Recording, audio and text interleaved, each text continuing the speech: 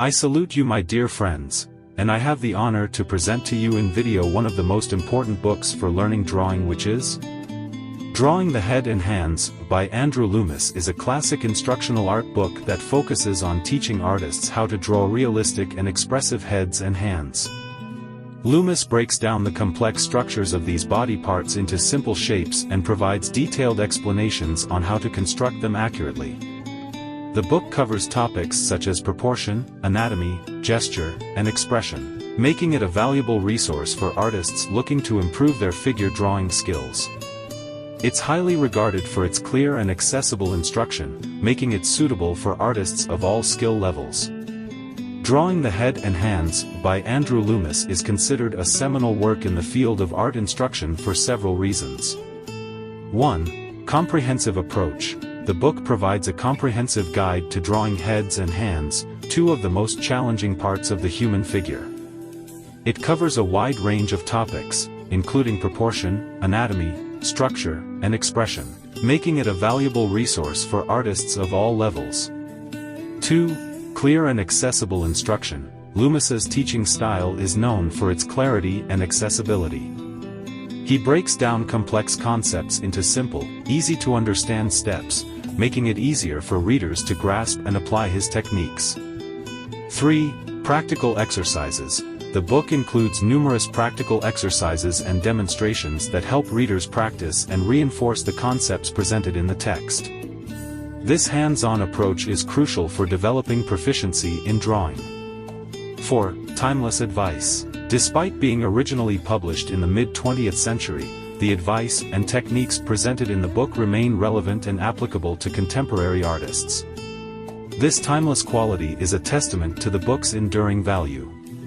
5. Inspiring artwork. The book is filled with Loomis's own illustrations, which are not only instructional but also inspiring. His mastery of form, light, and expression serves as a model for aspiring artists. Overall, Drawing the Head and Hands is not just a book about drawing. It's a comprehensive guide to understanding and capturing the human form, making it an indispensable resource for artists looking to improve their figure drawing skills. Drawing the Head and Hands by Andrew Loomis. To the reader of this book, may it give wings to your pencil, to carry you to the heights of good draftsmanship. A short chat with the reader. How fortunate it is for the human race that every man, woman, and child is tagged with an individual and identifiable face. If all faces were identical, like the labels on a brand of tomatoes, we would be living in a very mixed-up world. When we think of it, life is mainly a continuous how of experiences and contacts with people, different people. Suppose for a moment that Jones, the egg man, was the exact counterpart of Smith, the banker, that the face across the table might be that of Mrs. Murphy, Mrs. Goldblatt, or Mrs. Trotsky. You couldn't be sure which. Suppose all the faces in the magazines and newspapers and on television were reduced to one male and one female type. What a dull thing life would be. Even if your face has not been your fortune, even if it is far from beautiful, still, nature really gave us all a pretty good break, for at least we are individuals and can each be thankful for having a face, good or bad, that is undeniably our own. This individuality of faces can be an intensely interesting study for anyone, and especially for anyone with the slightest talent for drawing. Once we begin to comprehend some of the reasons for the differences, our study becomes all-absorbing. Through our faces, nature not only identifies us but tells the world a good deal more about each of us. Our thoughts, our emotions and attitudes, even the kind of lives we live, register in our faces. The mobility of the flesh, that is, the power of expression, adds more than mere identity. Let us give more than casual attention to the endless procession of faces moving in and out of our consciousness. Setting aside the psychological and emotional phases of expression, we can express in simple language the basic technical reasons for the smile, the frown, and all the variations that we call facial expression. We say that a person can look guilty, ashamed, frightened, content, angry, smug, confident, frustrated, and a host of other ways too numerous to tabulate. A few embedded muscles attached to the bones of the skull provide the mechanics for every expression, And these muscles and bones are not complicated or difficult to learn. What a wealth of interest lies within. Let me say at the beginning that to draw a head effectively is not a matter of soul-searching or mind-reading. It is primarily a matter of interpreting form correctly in its proportion, perspective, and lighting. All other qualities enter the drawing as a result of the way that form is interpreted. If the artist gets that right, the soul or character is revealed. As artists, we only see, analyze, and set down. A pair of eyes, drawn constructively and in correct values, will appear to be alive because of craftsmanship, not because of the artist's ability to read the sitter's soul. The element that contributes most to the great variation of identities is the difference in the shapes of the skull itself. There are round heads, square heads, heads with wide and flaring jaws, elongated heads, narrow heads, heads with receding jaws. There are heads with high domes and foreheads, and those with low. Some faces are concave, and others convex. Noses and chins are prominent or receding.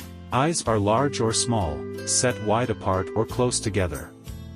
Ears are all kinds of shapes and sizes.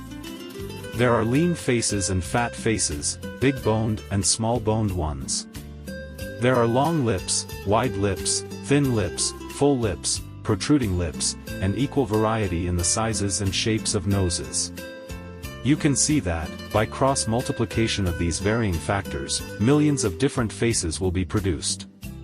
Of course, by the law of averages, certain combinations of factors are bound to reappear. For that reason, people who are not related sometimes closely resemble each other. Every artist has had the experience of being told by someone that a head he has painted or drawn looks like that person or like an acquaintance or relative of the speaker. For the artist's purpose, the simplest plan is first to think of the skull as being pliable and having taken a certain shape as a result of pressures, as if one squeezed a rubber ball into various shapes without changing its actual volume. Although skulls have a great variety of shapes, actual measurements tally very closely, which means that the volume is about the same. And only the shape is different. Suppose we model a skull in soft clay, then, between boards, press TI into various shapes. Thus, out of the same volume we can make a narrow head, a wide head, flaring jaws, and all the other types. How heads got to be this way is not our problem, which is only to analyze and thus determine the type of skull in the particular head we wish to draw. Later, when you become more familiar with the construction of the skull, you will be able to show these variations so successfully that you will be able to draw practically any type you choose and make TI convincing. At the same time, you can set down understandingly any type before you. By the time you understand how the flesh is distributed over the bones of the face, you will be able to vary the expression of the same head. The thing to remember is that the skull is fixed in position, and, with the exception of the jaw, immovable, and that the flesh is mobile and ever-changing, and also affected by health, emotion, and age.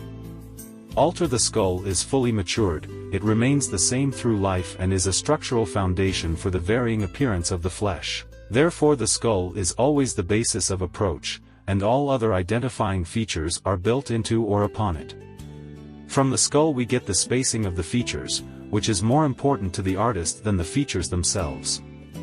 The features must take their proper places in our construction. If they do, we have little trouble in drawing them.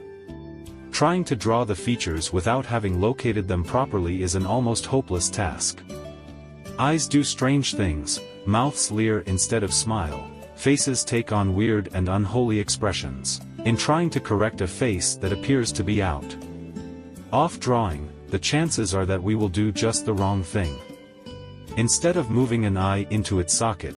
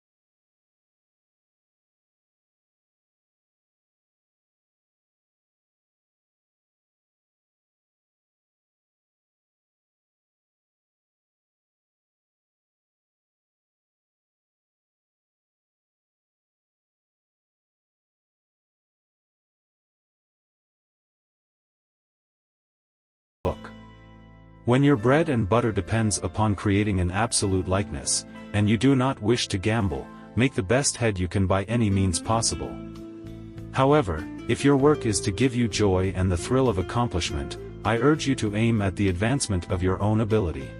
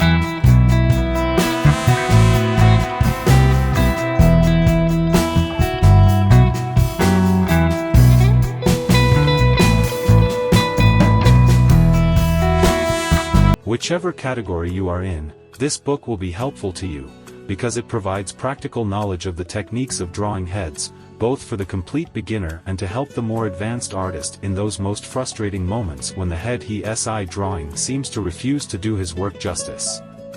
There must be a genuine basic motive behind any genuine effort. Ask yourself quite honestly, why do I really want to draw heads and draw them well? Is it for the satisfaction of personal accomplishment? Does it mean enough to you to give up time from other things in order to learn? Do you hope someday to sell your work and make it your means of livelihood? Would you like to draw portraits, girls' heads for calendars, illustrations for magazine stories, the people in advertisements? Do you want to improve your drawing of heads to help see your work? Is drawing a form of relaxation to you, helping to relieve tension and clear your mind of worries and other problems? Search quietly and thoroughly for this basic motive, because if it is powerful enough, it will give your efforts the strength to withstand discouragement, disappointment, disillusionment, or even seeming failure. May I add one suggestion? Whatever your motive, try not to be impatient. Impatience has probably been a bigger stumbling block in the way of real ability than anything else. Doing anything well, I'm sure, means hurdling obstacles of one kind or another most of the way to the goal. Skill is the ability to overcome obstacles, the first of which is usually lack of knowledge about the thing we wish to do. It is the same in anything we attempt. Skill is a result of trying again and again, applying our ability and proving our knowledge as we gain it. Let us get used to throwing away the unsuccessful effort and doing the job over. Let us consider obstacles as something to be expected in any endeavor, then they won't seem quite so insurmountable or so defeating. Our procedure will be a little different from that of the usual textbook. In general, textbooks seem to confine the material solely to problem and solution, or to technical analysis. That, in my own belief, is one of the reasons why textbooks are so difficult to read and digest. Every concentrated creative effort involves a personality, since skill is a personal matter.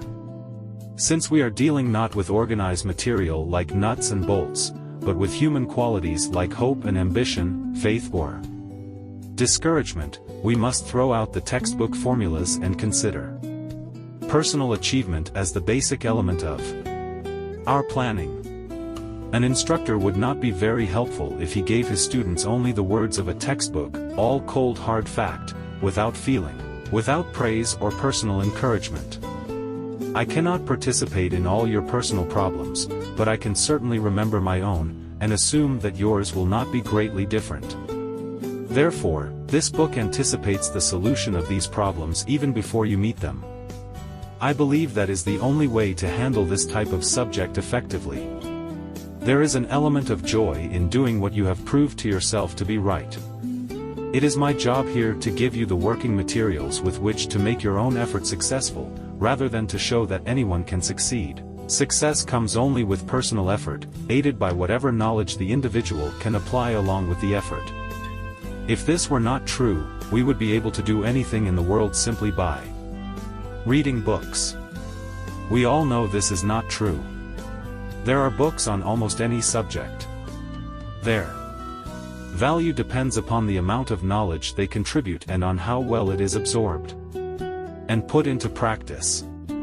To draw heads well, the artist must detach his mind from the sitter's emotional qualities and develop an objective viewpoint. Otherwise, he could go on drawing the same head forever, almost each moment noting a subtle change of expression, or a different mood in the subject. One face can vary in 1,000 ways, and a drawing must show the effect of a single instant. Let him think of the head as only so much form in space, like a piece of still life, rather than as an ever-changing personality. To the beginner there is a certain advantage in drawing from a cast, or from a photograph, for at least the subject is not moving, and he can regard it objectively. It is logical that our book begin purely from an objective approach with a form most like the average head, with average features and average spacings. Individual characteristics are much too complicated until we are able to tie them into a basic structure, one that is reasonably sound and accurate. Let us fix in our minds that the skull itself is the structure and all the rest merely trimmings. Anatomy and construction can appear dull, but not to the builder. It might be dull to learn how to use a saw and hammer, but not when you are making a building of your own. It may be hard to think of the head as a mechanism. But if you were inventing a mechanism, it would never lack interest. Just realize that the head must be a good mechanism in order to be a fine head, and you will draw TI with as much interest as you would have in putting a part into a motor which you wanted to give a good performance. It is evident, then, that we need to start with a basic shape that is as nearly like the skull as we can get it. Looking at the cranium, we see it most nearly like a ball, flattened at the sides and somewhat fuller in the back than the front. The bones of the face, including the eye sockets, the nose, the upper and lower jaw, are all fastened to the front of this ball. Our first concern is to be able to construct the ball and the facial plane so that they operate as one unit which may be tipped or turned in any manner. It is of utmost importance that we construct the head in its complete and solid form, rather than just the visible portion of it. Naturally, we cannot see more than half the head at any time. From the standpoint of construction, the half we cannot see is just as important as the visible half. If you look at plate 1, you will note that I have treated the ball as if the under half were transparent so that the construction of the whole ball is made evident.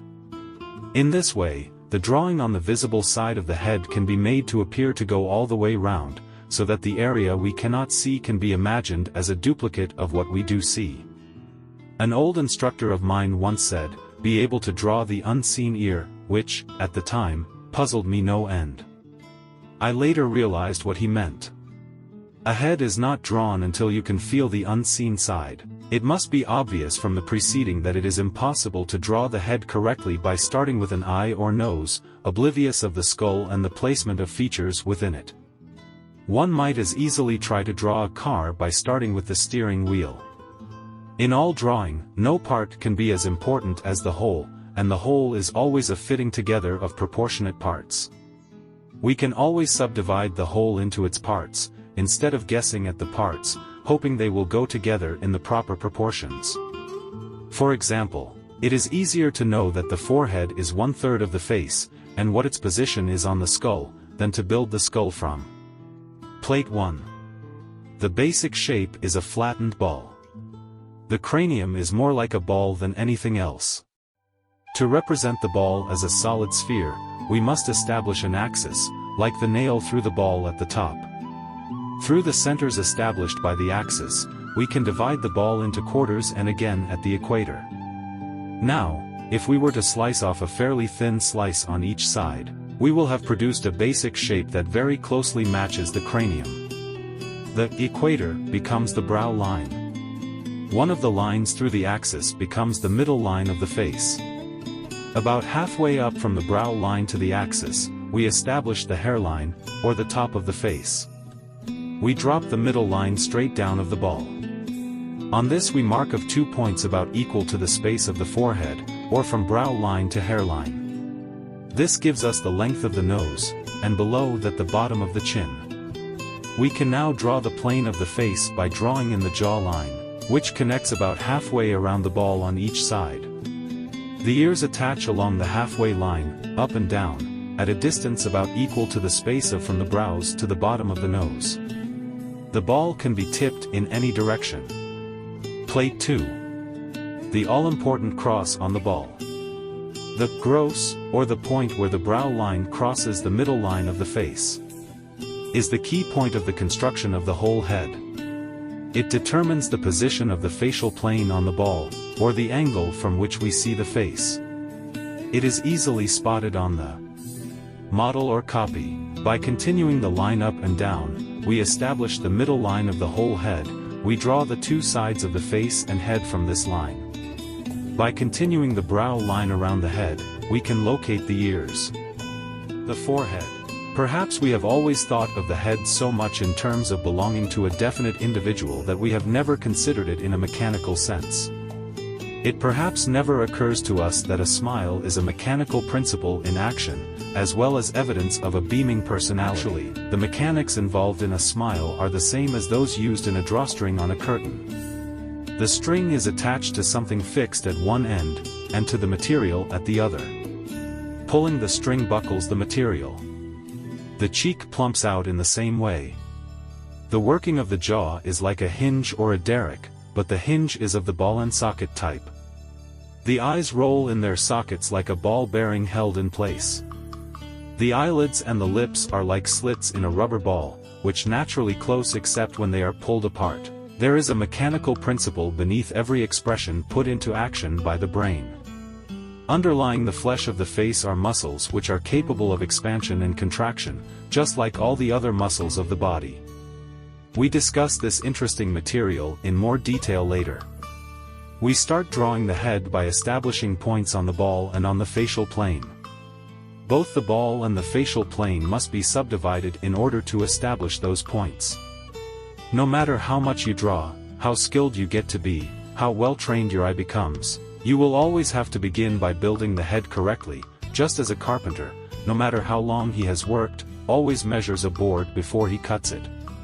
Construction of the face and head depends upon establishing the points of measurement. Any other way is bound to be guesswork, which is a gamble any way you take it. For the one time you guess right, there are many inevitable mistakes. The most important point in the head from which to build the construction of the face is the point immediately above the bridge of the nose, between the brows. This point remains always fixed and is indicated by the vertical line of the nose and the cross line of the brows. On the ball, this is the junction of the equator and the prime meridian, the 2 lines that cut the ball in half vertically and horizontally. All measurements spring from this point. About halfway up from this point to the top center of the head we get the hairline, and have therefore spaced of the forehead. Dropping an equal distance below the cross point, we get the length of the nose, since the distance from the tip of the nose to the brows is, on an average, equal to the height of the forehead.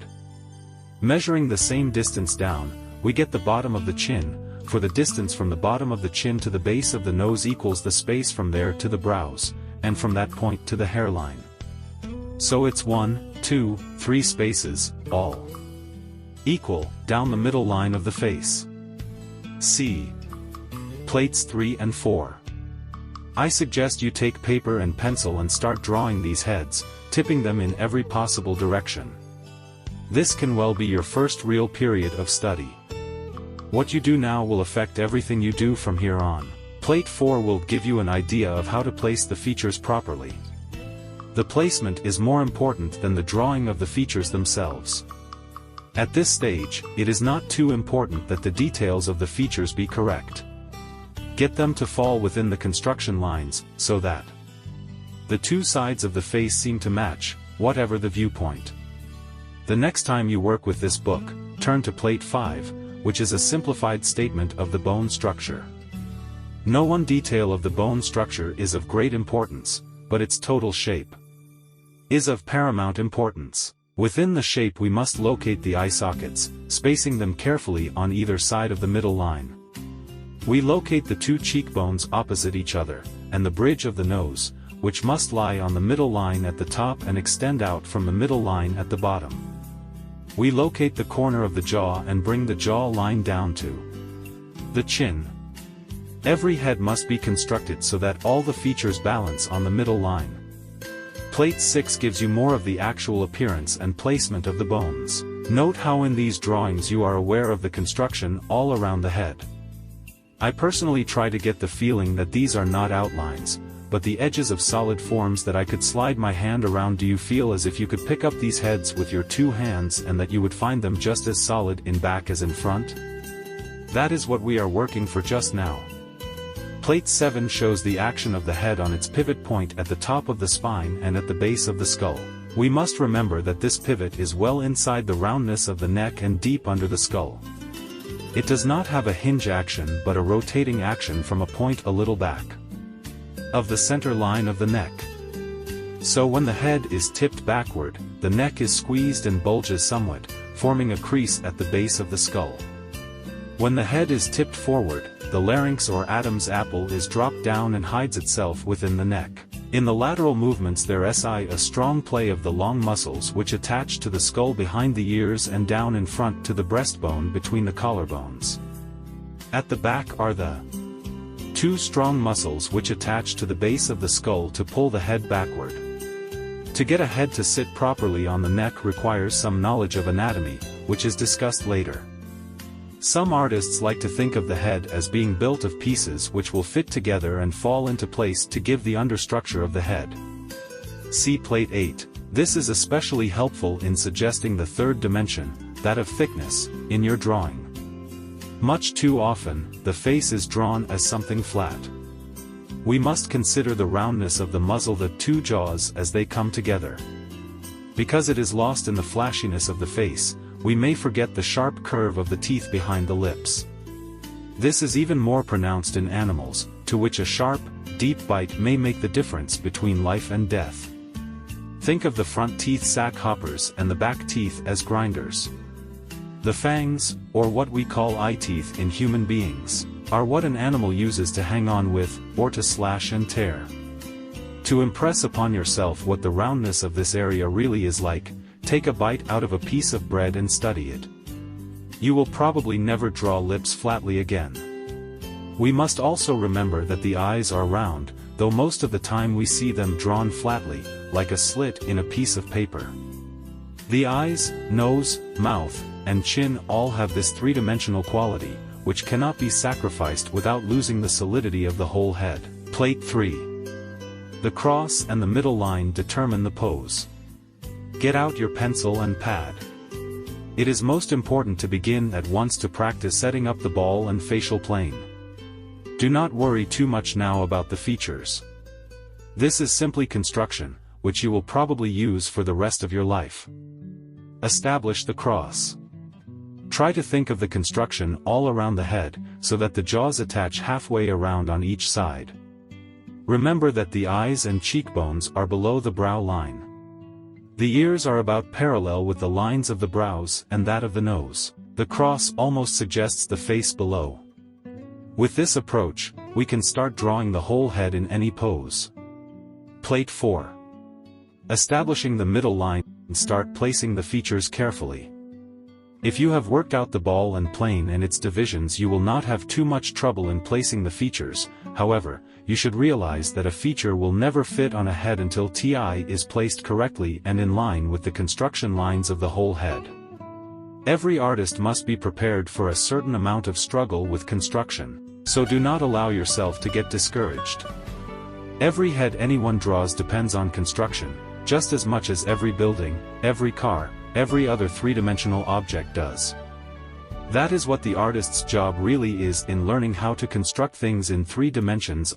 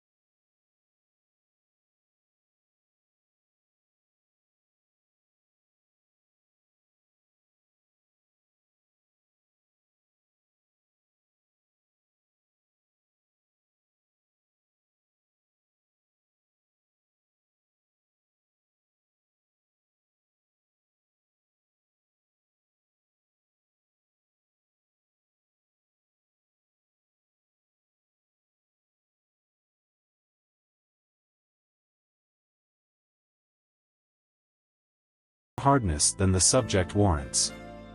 On the other hand,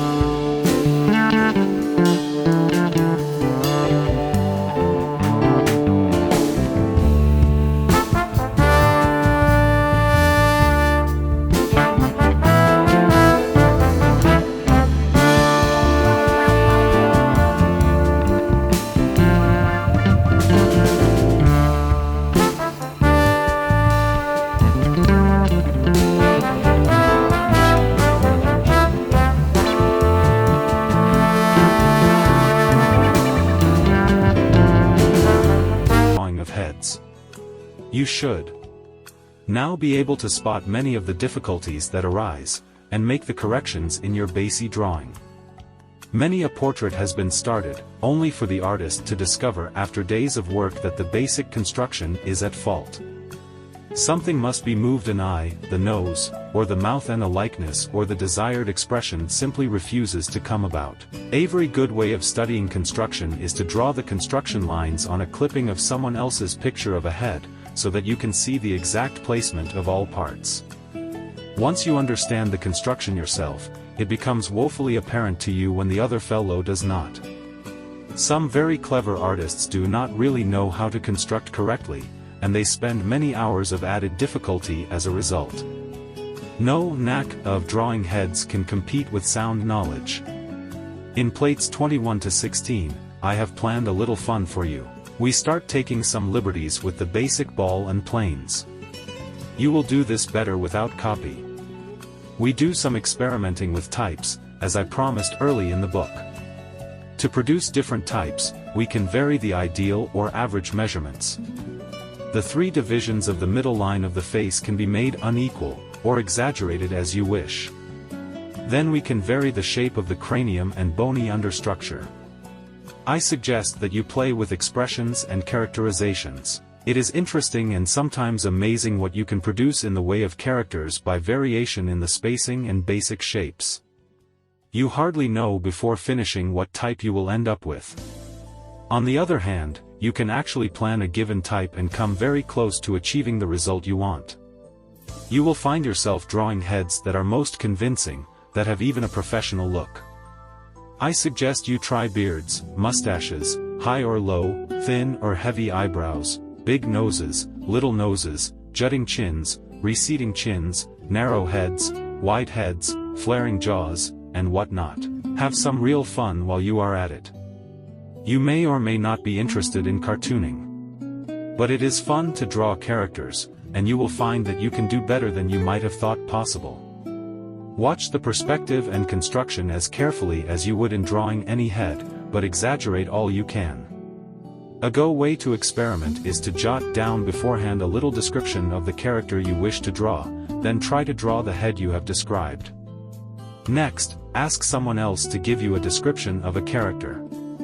Try that. Such practice means that you can, at an early stage of your knowledge, begin to create, as you would if you were an illustrator.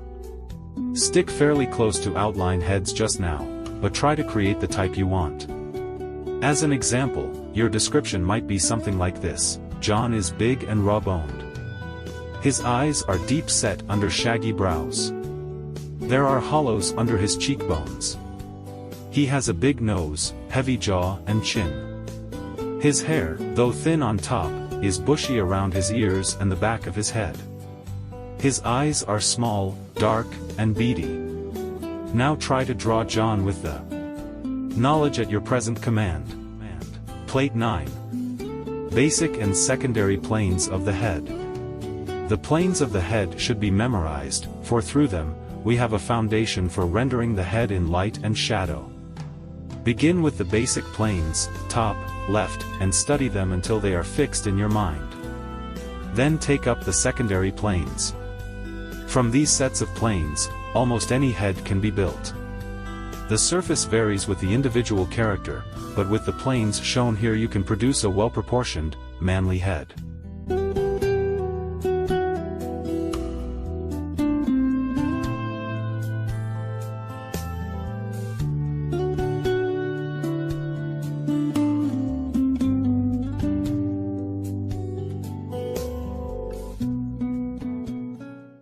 Plate 10. Tilting the head. Planes help us to maintain construction throughout the face and head, within the construction lines or divisions of the basic ball and plane. The muzzle becomes easier to draw in all sorts of tilted positions. The slant of the cheeks and the rounded rectangle of the forehead fall into place within the three divisions of the face. By thus representing the head in block form, we determine the angles throughout the head. This is our first step toward the perspective of the head.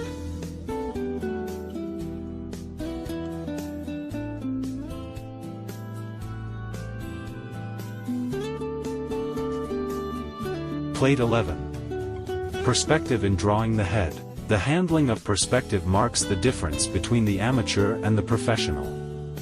Every object drawn has to have an eye level or horizon, felt if not actually represented. On the left we see the planes of the head as seen from above or below the eye level.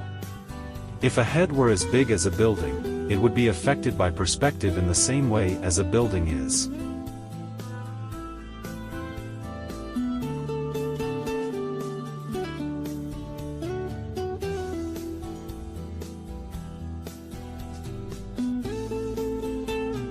Plate 12. Variety in spacing creates types. In order to create differences in type and character, we may decide not to follow the basic measurements or divisions too meticulously. By varying the proportions of the three divisions of the face, we come up with a good deal of variety in the results. There are thousands of possible combinations. It is fun to experiment with them.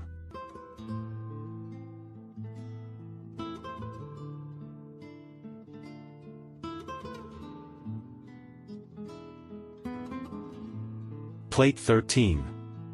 Always build on the middle line.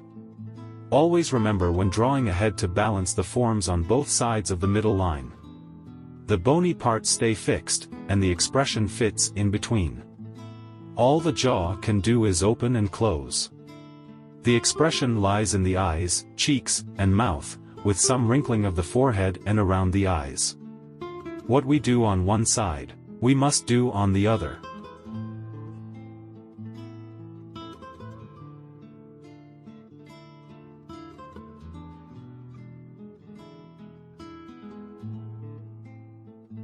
Plate 14. Creating any desired type. There is no reason why you can't take all the liberties you wish with the ball and plane. The variety of types mentioned in the early part of the book are drawn simply by building an understructure that is wide, square, long, narrow, or anything you wish. You have the basis of construction, so now just try some variations.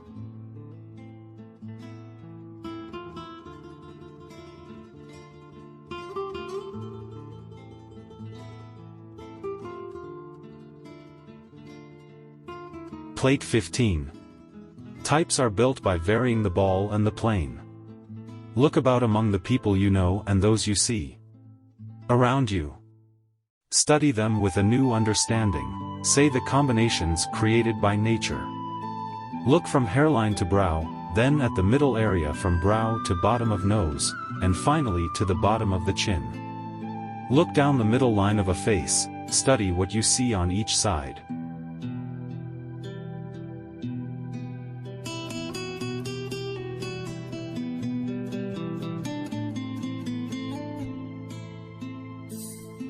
Plate 16. Indicating character.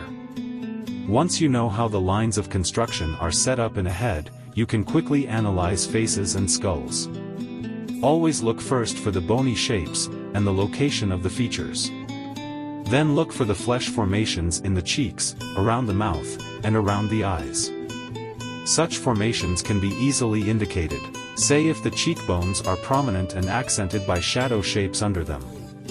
Look at the nose and the formation of the nostrils, the lips, and the creases between the lips and cheeks. Follow the shapes down into the chin and along the jawline. These general characteristics, along with the whole shape of the head, are more important than a photographic delineation of each square inch of surface. Older people are more interesting than the young for this sort of study, since the characteristics have had a chance to develop.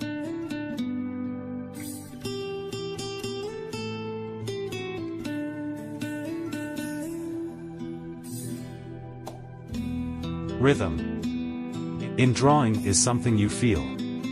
Rhythm must be closely associated with design, and every head has design. There is a related how of line, one line working with or opposed to another. Rhythm is freedom in drawing, freedom to express shapes, not meticulously, but in harmony. Rhythm is the hand working with the brain more than with the eye, the feel of the thing rather than the look of it. In drawing, rhythm comes with practice, just as it does with a golf club. No one can tell you how to acquire but as you become conscious of it, you begin to recognize it when it is there. To try to describe rhythm in drawing. Let us say that the artist is feeling the simplified shape of the whole thing as he draws every part of it. You see his hands swinging over the paper before the pencil goes down. He feels the stroke before he makes. Rhythm need not always be curves. Curves may oppose blockiness. Rhythm might be an accent where it will do most good. It is more often the suggestion of the form rather than the closely scrutinized detail of the form. Here again the artist leaves the camera far behind, for the camera must record detailed fact, and only when rhythm is set up before it can it catch this elusive quality. The onlooker senses rhythm in your work, even if he cannot consciously define it. You sense rhythm in some handwriting, while other specimens are cramped, jerky, and scrawly. Some people have natural rhythm, others must strive to acquire it. Take the pencil in the palm of your hand between the thumb and first finger, rather than holding it as you would to write between tight, cramped fingers. Swing it over your paper, using your wrist and arm and keeping your fingers still. That is the way to draw a rhythmic line. You can train your hand to draw, instead of using the fingers.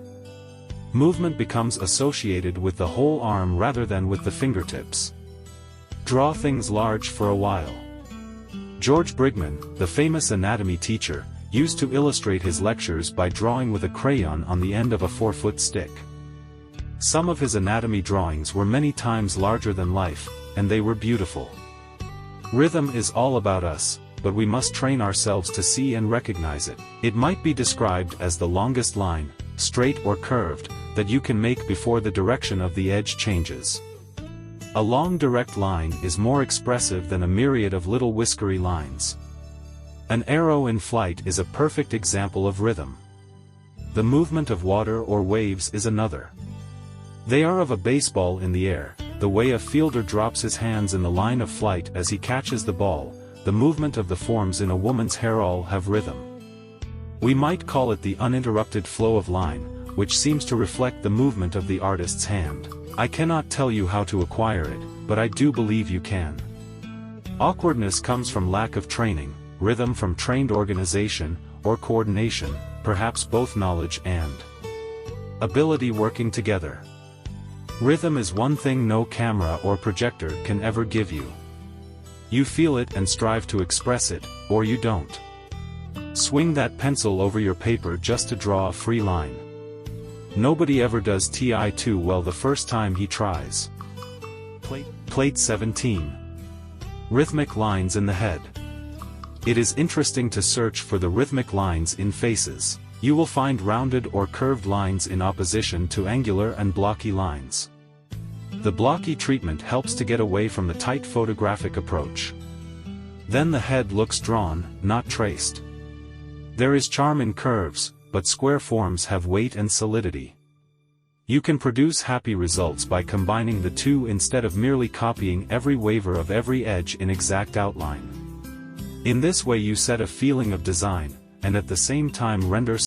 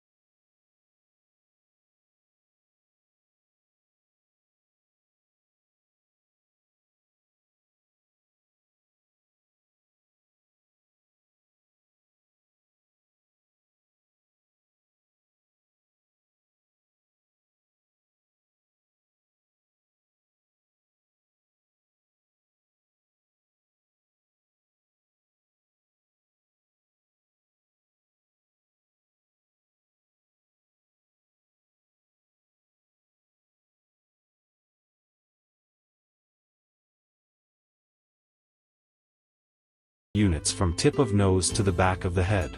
The 3 units divide the face into forehead, nose, and jaw. Ears, nose to brow, lips, and chin are each 1 unit. So you may start in this way to draw a head in any size you wish, using your own unit of measurement. Plate 19. Drawing the head in units. Here you see how the scale works out in practice.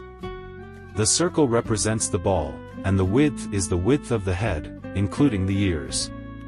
We find that the face is about 2 units wide and that the eyes fall between the middle halves or at the quarter points of the 2 units, see upper right. This coincides with the divisions of the ball and plane with which you are already familiar.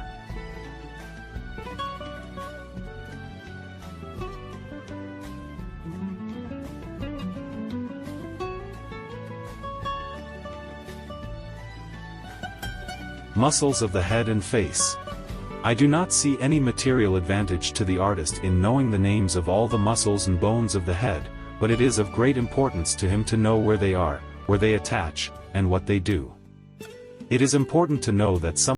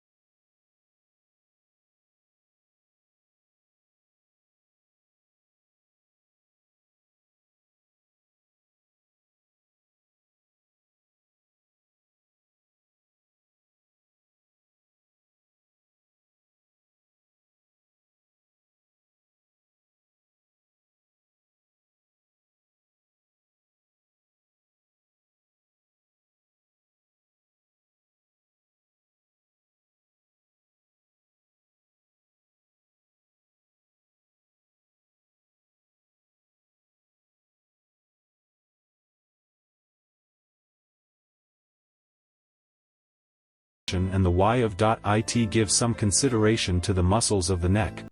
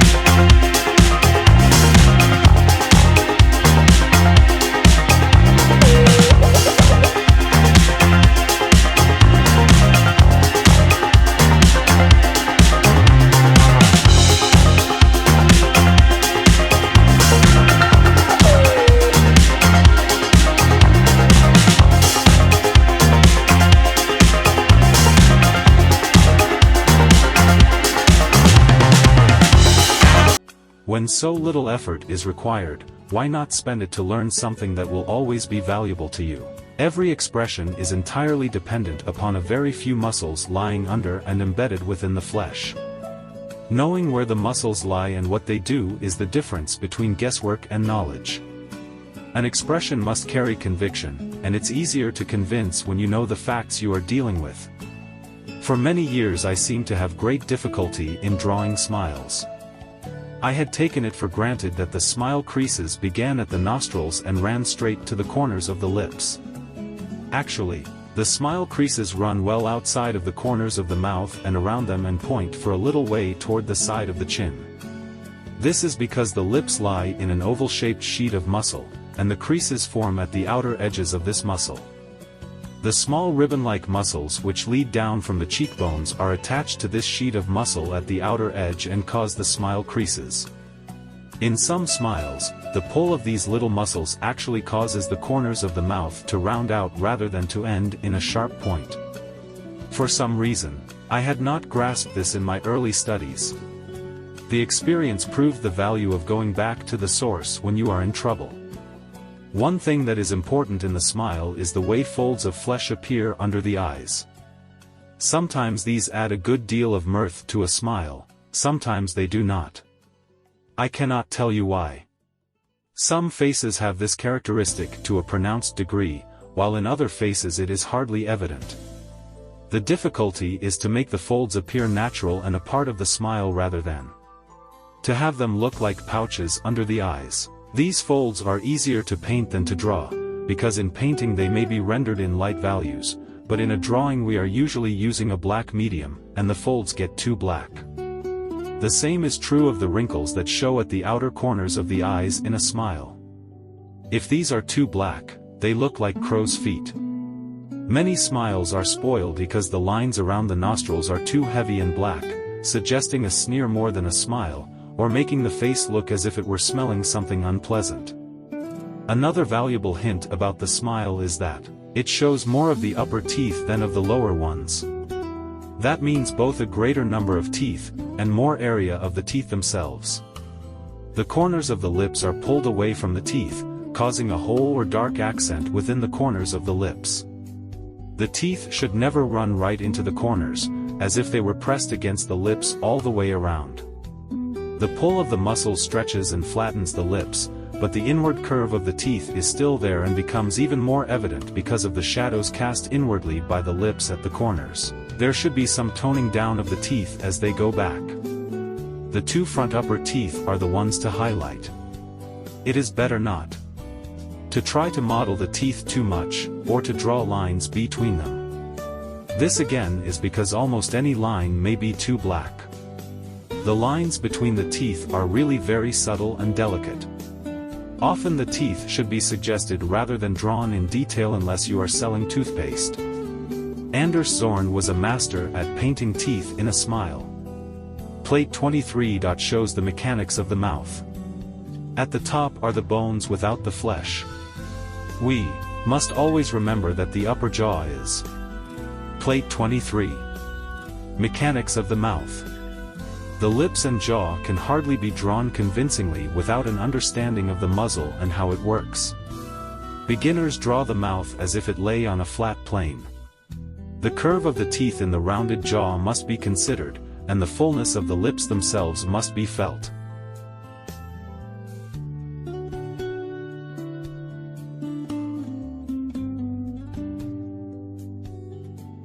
Fixed in its relationship to the rest of the face, and all the movement takes place in the lower jaw.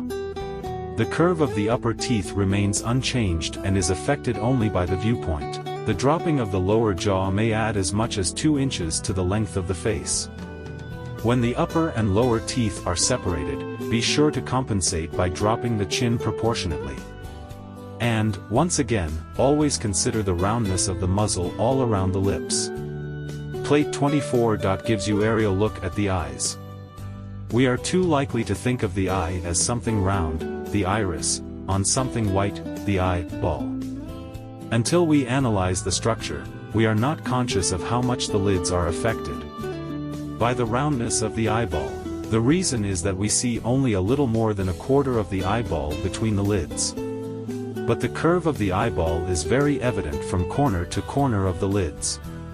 An eye without lids is, of course, a gruesome sight, but we must make these lids seem to lie on the rounded surface. The lids operate almost exactly like the lips.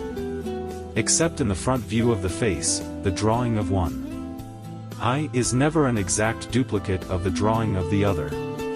When the iris of one eye is at the inner corner, that of the other is at the outer corner. There is a slight bulge of the lens of the eye which travels around under the upper lid. Think of the eyes as two balls working together on a stick. As you turn the stick, you also turn the eyes. Think of the lids as the covers over the two balls, in principle, like the drawing in the lower right-hand corner of plate 24. Draw many eyes, first separately, then in pairs. Clip out some pictures of eyes and copy them.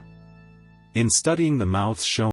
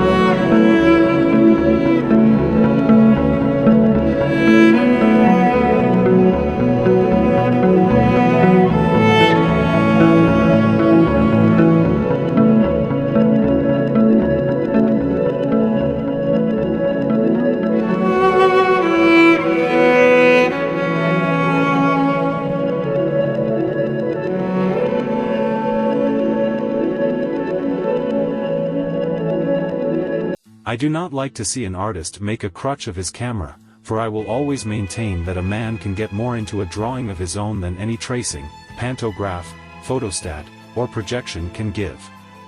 Photographs have certain distortions that always get into a drawing made from one, unless it is a freehand drawing, and sometimes even then. I think these distortions come from the fact that we see with two eyes, while the camera has only one. The distance of the camera from the subject also has a lot to do with it. Trace a photograph and you will see these things for yourself. Your artistry seems to go out the window, no matter how you try to eliminate that photographic look. Various types and different expressions are illustrated in Plate 29. I have taken considerable liberty in creating both. It is good training to develop a type, then make several drawings of him showing different expressions. Make him smile, frown, pout, laugh, worry, or whatever else you can. It is really lots of fun, and all the time you are increasing your stock in trade. In Plate 30 the face has been analyzed to show the structural reasons for the various lines and bumps. When you understand these, you can apply your knowledge in drawing faces of people of different ages, as Plate 31 shows. Plate 24. Mechanics of the eyes.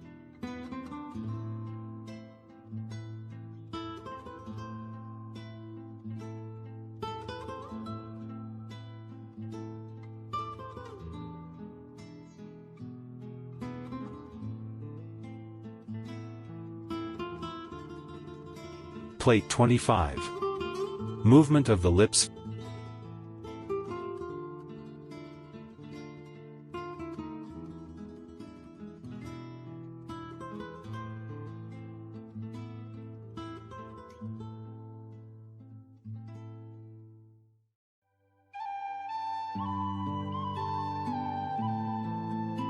Plate 26. Construction of the nose and the ears. The appearance of the nose and of the ears is affected by the point of view from which they are drawn. The real problem is much more one of setting them into the construction of the head in their correct positions than one of drawing the actual details themselves. Noses and ears vary widely in shape, but not a great deal in basic construction. The nostrils should be set evenly on the line running from the base of the nose to the base of the ear. It is good practice to draw noses and ears from every angle until you are completely familiar with their placement in any pose of the head.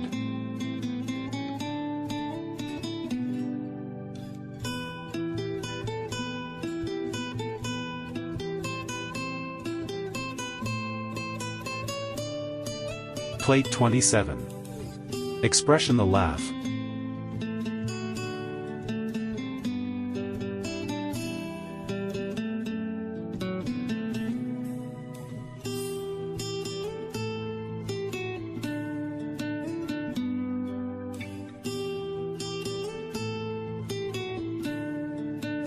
Plate 28.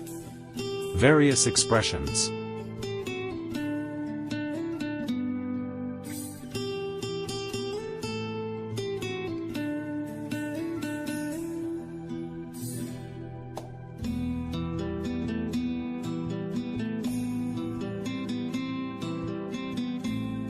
Plate 29. Characterization through expression.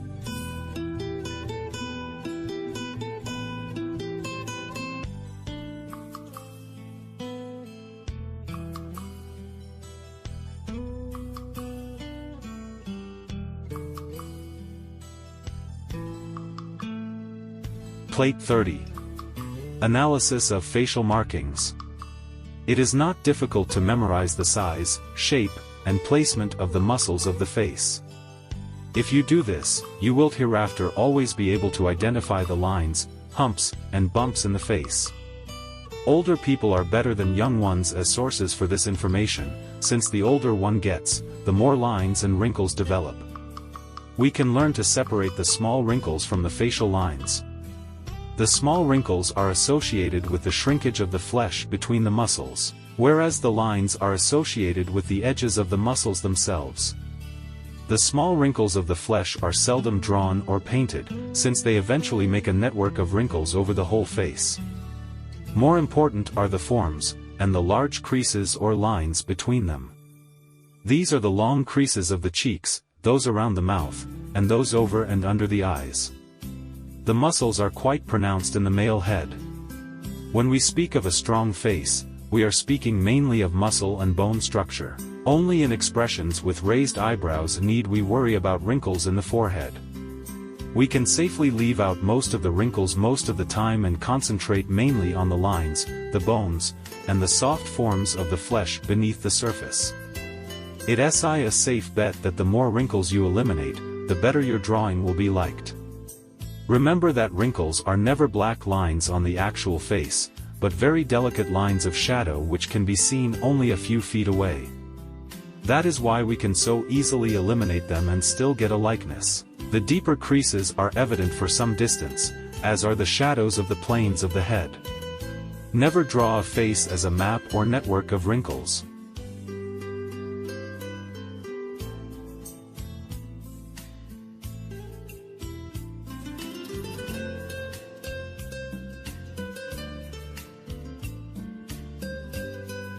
Plate 31. Drawing faces of different ages.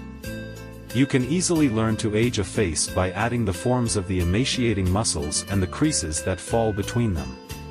The cheekbones, the comers of the jaw, and the bone of the chin become more evident in the aging process. The cartilages of the nose and ears seem to get larger as we get older. The chief change takes place in the cheeks and around the eyes and mouth. The flesh sags at the sides of the chin and along the sides of the jaw. Pouches form under the eyes, and deeper lines tie the corners of the eyes. The lips tend to get thinner and move inward, so that more of a straight line between the lips is produced. The lines develop from the corners of the mouth down around the sides of the chin. The flesh above the eyelids droops and the brows seem to drop inward toward the bridge of the nose. A few deeper lines develop across the forehead and between the brows. These can be subordinated, to avoid overemphasizing them. The hair, of course. This out in varying degrees, so that the hairline moves up and back and there is considerable thinning of the hair at the top of the head. However, we draw the head from the same basic construction.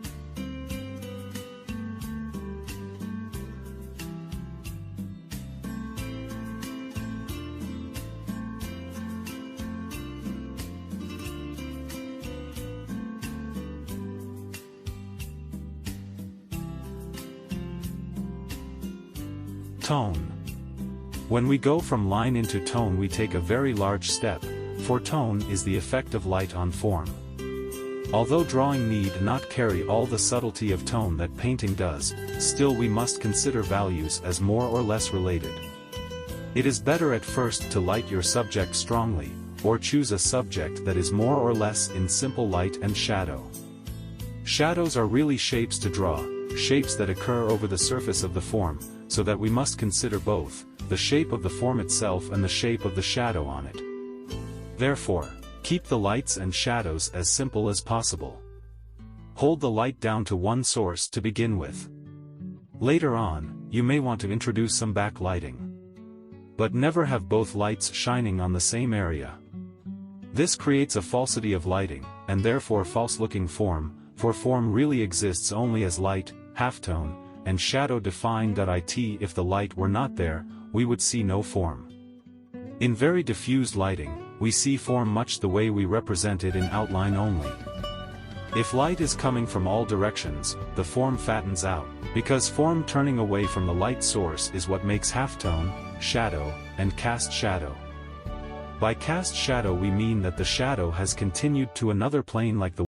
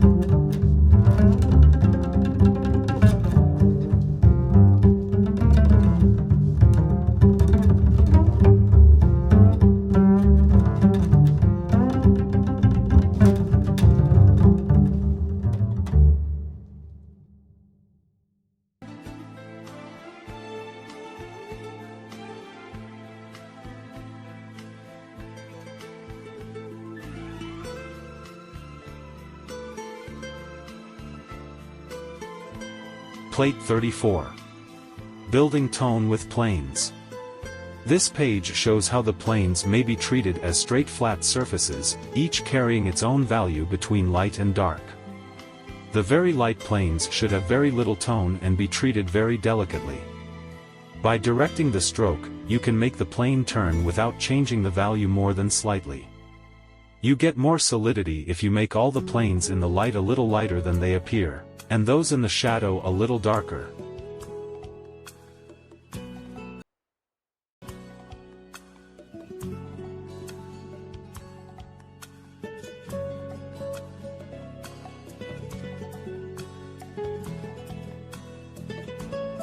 Plate 35.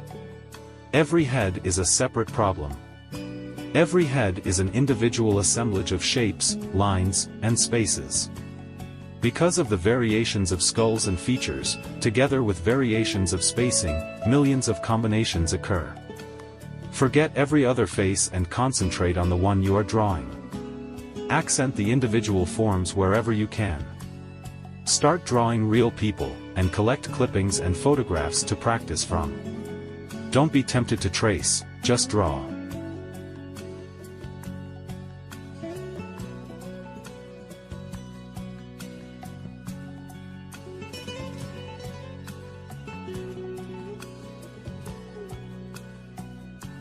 Plate 36. Types of character. The character in a head is the result of the individual bones and muscles, as they are shown by careful construction and spacing. But the beauty of a drawing will always be in the way you use line and tone and the interpretation of light and shadow on the forms. You may experiment in your own way and develop your own approach and technique. Sometimes an unfinished study is more attractive than the completely executed drawing.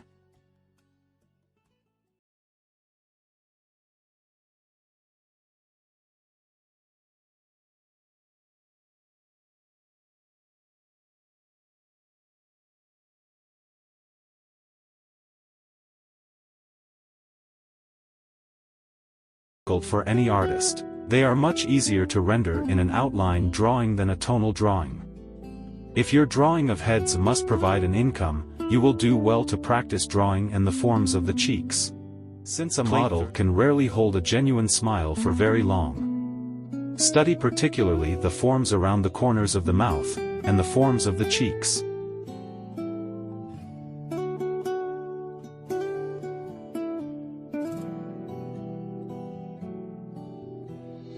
Plate 38. Older men. The faces of older men give the artist more to get hold of in the way of forms and lines. Note, however, that in the faces on this page, most of the surface wrinkles have been eliminated and only the main lines and forms stated. The impression of age is maintained without the incidental and insignificant wrinkles.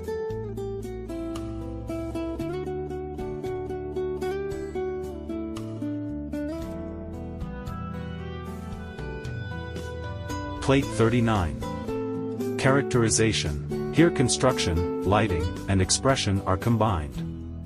This SI characterization, the way a face looks at a given moment. Expression is really no more than a distortion of the relaxed forms of the face. Such distortion causes movement in the muscles below and consequent change on the surface. Therefore, it is important to know how those muscles move. See Plate 21.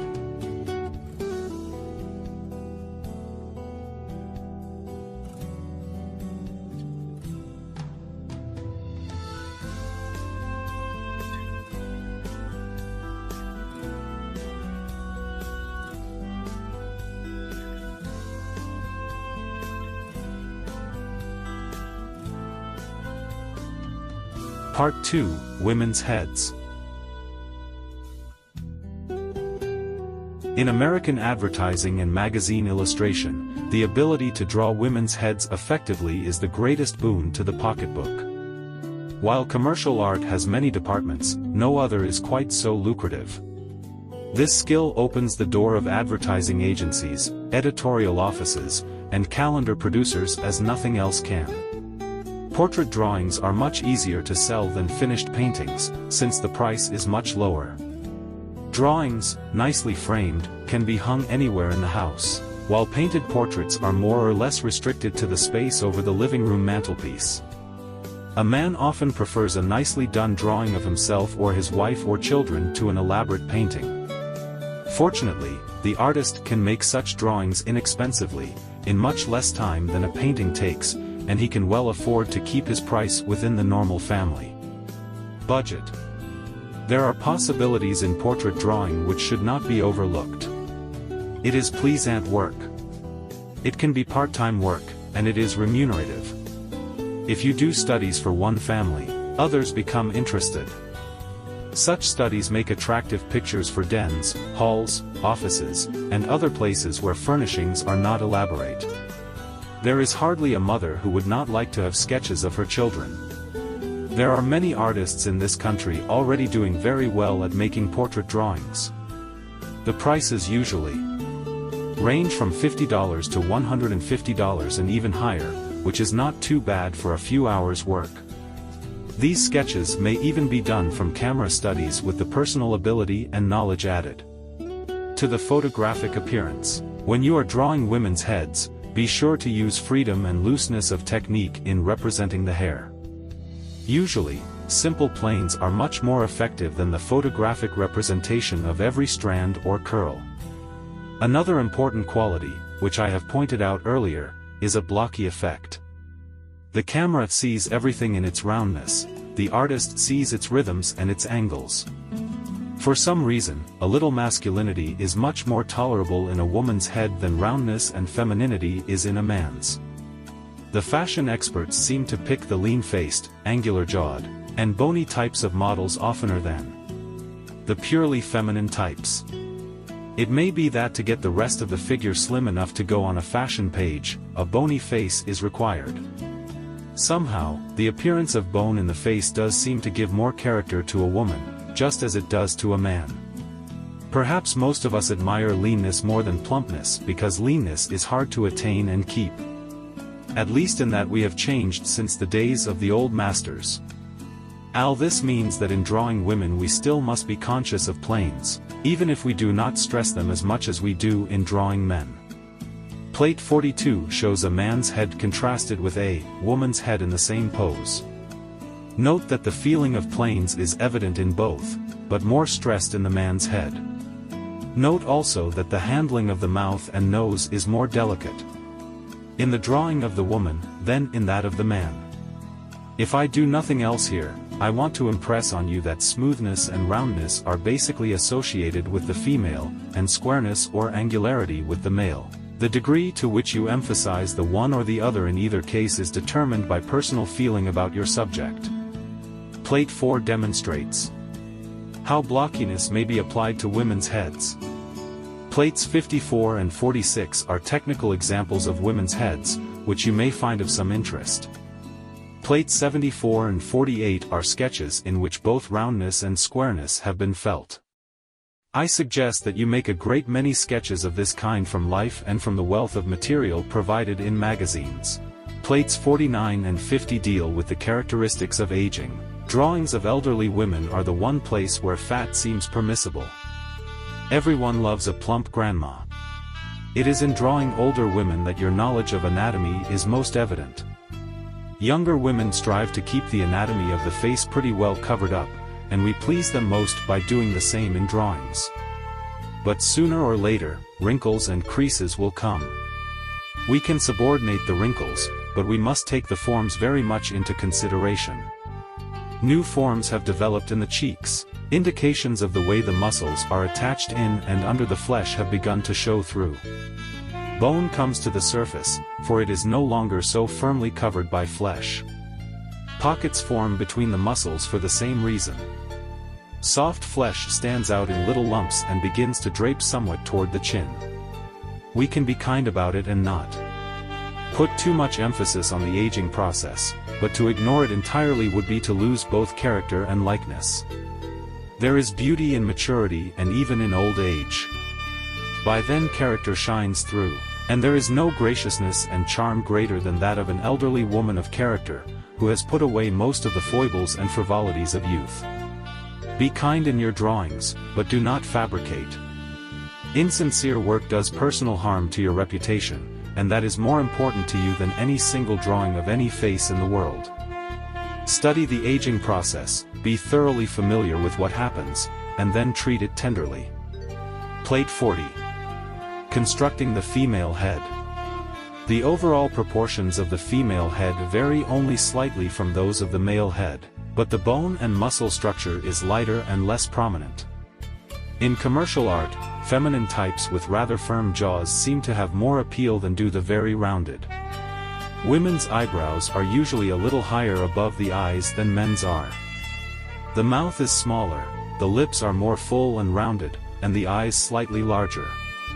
Do not stress the jaw and cheek muscles.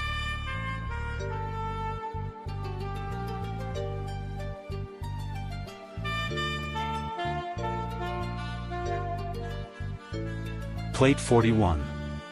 Establish the construction of each head. It is almost impossible to draw a beautiful woman unless the construction and placement of features are accurate. Keep the nostrils small and watch carefully the placement of the jaw and ears. The eyes and mouth must be in perfect placement and drawing to avoid some very strange and unpleasant results. Just now, the brows are left fairly thick. A few years back they were just a thin line.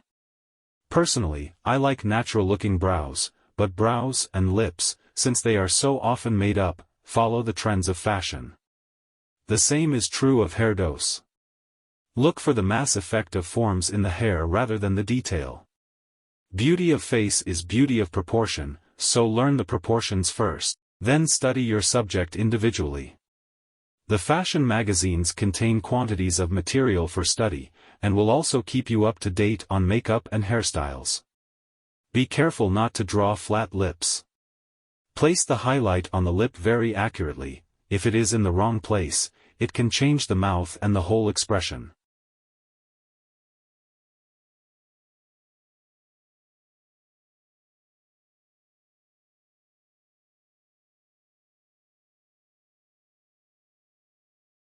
Plate 42.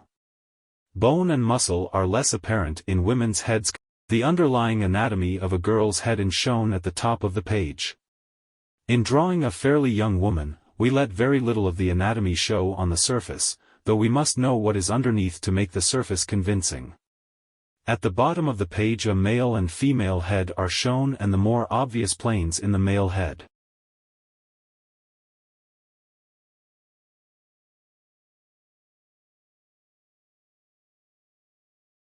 Plate 43. Charm lies in the basic drawing.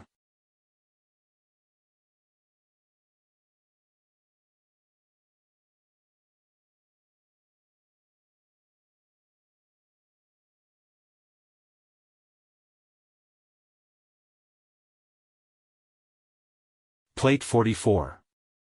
Blockiness also applies to women's heads.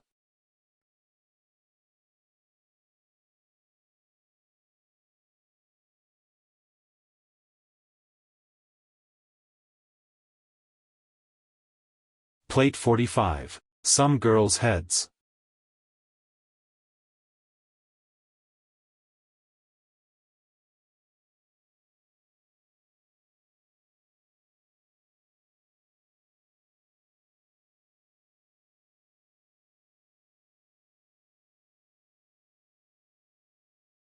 Plate 46.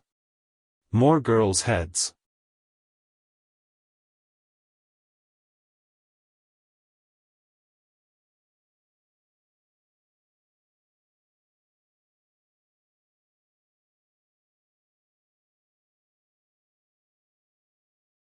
Plate 47. Sketches.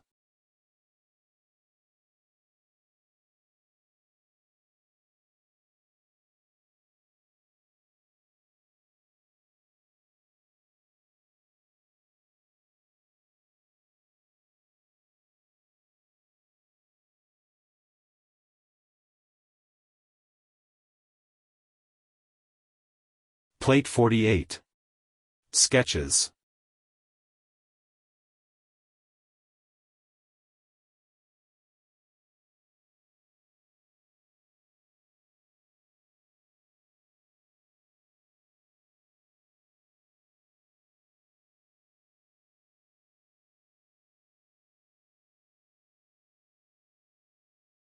Plate 49.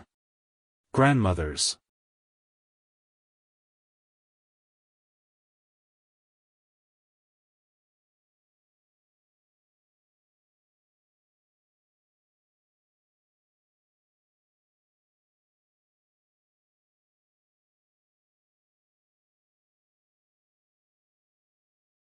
Plate 50. The aging process.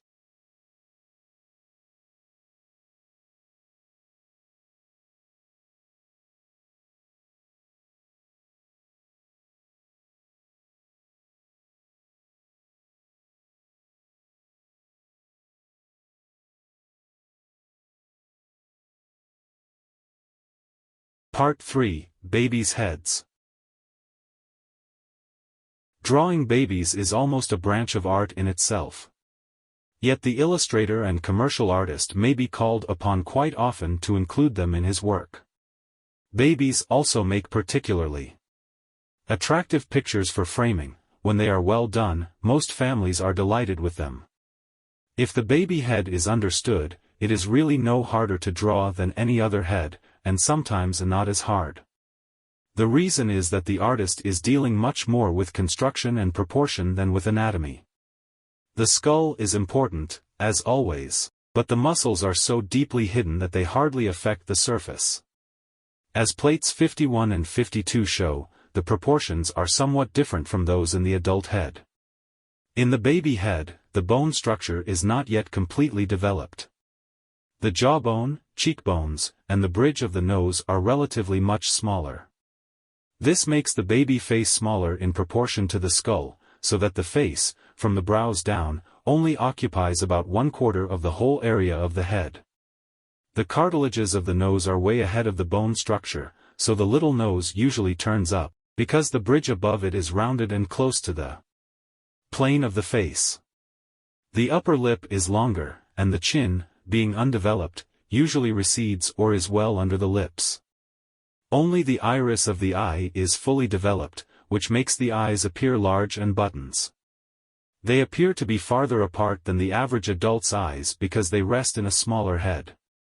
Eyes set too close together are unpleasant in a baby face and can spoil a drawing. A baby's head can best be studied when the baby is sleeping. Otherwise, we must turn to photographs or magazine illustrations. Babies are bound to wriggle and there is nothing that we can do about it. It is therefore of great importance to fix the general or average proportions in your memory. You will find that a certain blockiness of planes and edges also helps to put vitality into a drawing of a baby. Babies' faces are so smooth and so round that if we copy that quality too meticulously, the final effect may lack character. If you are disturbed by seeing edges of planes in a drawing of a baby face, it is probably because you are too close to your drawing. Step back before you change it. Maud Tissé Angel, one of the greatest baby artists, draws quite vigorously in angles and planes. Mary Cassatt, the Impressionist painter and student of Degas, also had this quality in her work. Plate 53 shows that the general shape of the baby's head is a bulge attached to a round ball. The distances up and down between the features are relatively short, and the face seems quite wide. The first build-up of the basic shape should have that cute baby look. In the sketches in plate 54, the eyes rest in the lower half of the first quarter division. The top line is the line of the brows, the nose rests on the line of the second division, the corners of the lips on the third, and the chin drops slightly below the line of the fourth division. Plate 58 shows the 4 divisions for children 3 to 4 years old. Note that the brows are a little above the top line, and the nose, eyes, and mouth have been raised above the division lines. These changes make the baby look slightly older. Actually, we have allowed a little more chin and thereby lengthened the face slightly. Plates 55, 56, and 75 show a number of baby heads, all drawn with the foregoing proportions, but differing a little in character as a result of slight differences in the placement of features and the relationship of the face to the skull. Though the proportions vary only slightly, babies' skulls may differ considerably in shape. We find high, low, or elongated skulls in babies as well as in adults. Plate 51. Proportions of the baby head first year. Changes in the infant skull take place very rapidly from the moment of birth through the first year or two. It is in the infant stage that the skull takes shape. The original shape may be due to prenatal pressures and the degree of hardness of the bone.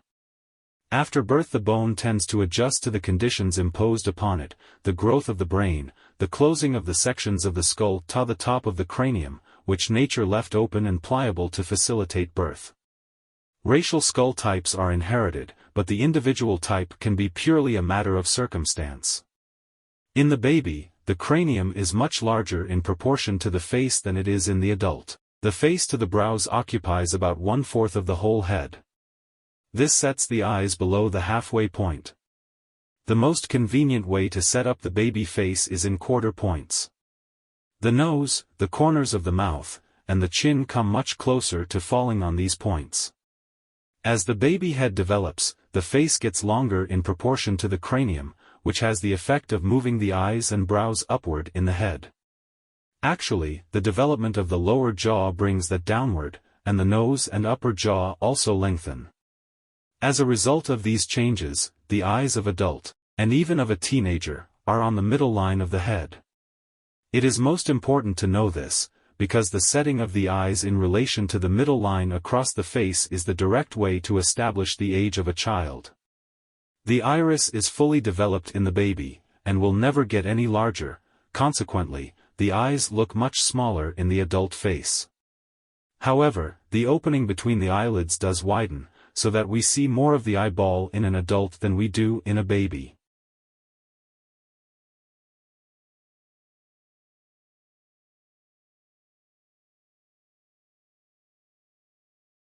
Plate 52. Proportions of the baby head second and third years. By the second and third year, the eyes are about halfway up the top quarter space, which I have designated the number 1 space. The nose and mouth also appear to have moved up, and the brows now appear to be above the halfway line. Now the lips just touch the bottom of the third space. The ear has not reached the halfway line. However, the face has reached the proportions of 3 spaces: hairline to brow, brow to bottom of nose to bottom of chin. Actually, these 3 spaces are still condensed, and each will grow further. But they maintain their proportions to one another while growing. The ear is still well below the middle crossline. Note the line divided into thirds in the right half of the first drawing. When drawing babies and children, it seems easier to maintain 4 divisions than to use the 3 divisions of an adult face. While the actual head is much smaller, the spaces between the features are proportionately wider. The eyes are wider apart, the upper lip is longer, the space from eye to ear appears very wide. You have to struggle with these proportions in order to make a baby look like a baby and not like a little old bald man. The baby mouth is more pursed when relaxed. The upper lip rises sharply to its peak and usually protrudes.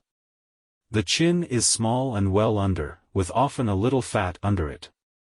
Babies' ears vary a great deal, some being quite small and others quite large. They are usually rounder and appear thicker in comparison to the face. Babies' brows are usually light and thin, or even quite transparent. They are usually much more evident in dark-haired children. The nose is usually small and upturned, and quite rounded. The bridge of the nose is fairly round since it has not had time to develop. The cheeks are extended and full.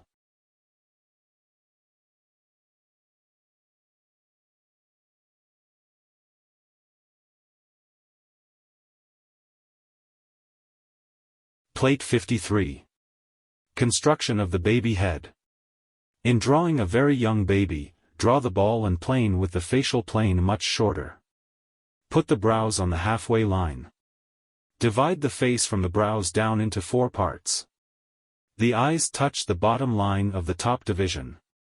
The nose touches the bottom line of the second division. The corners of the mouth fall on the bottom line of the third division, and the chin drops slightly below the fourth or bottom division. The ear is under the halfway line.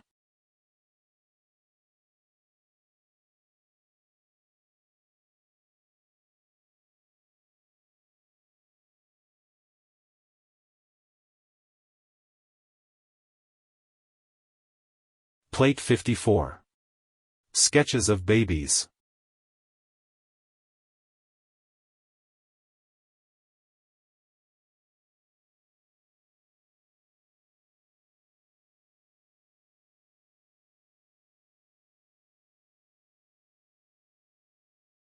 Plate 55.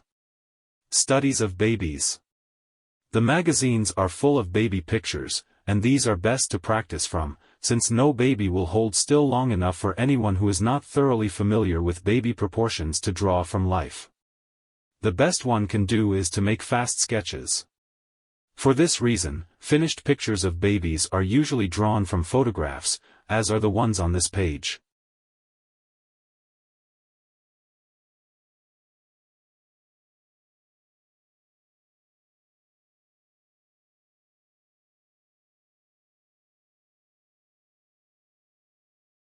Plate 56. More studies of babies. As babies grow more hair, they look older, although the proportions have changed only slightly. Some babies develop long eyelashes, which, with their already large and widely spaced eyes, give a great deal of appeal. Go easy on the eyebrows, keep them delicate.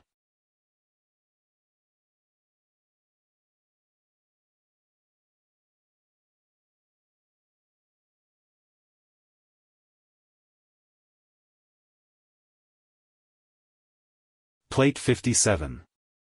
Some more studies of babies.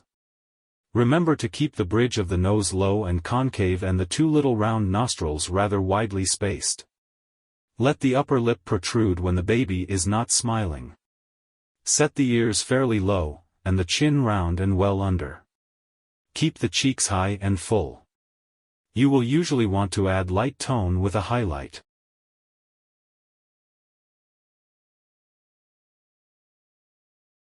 Plate 58. The 4 divisions of the face 3rd and 4th years.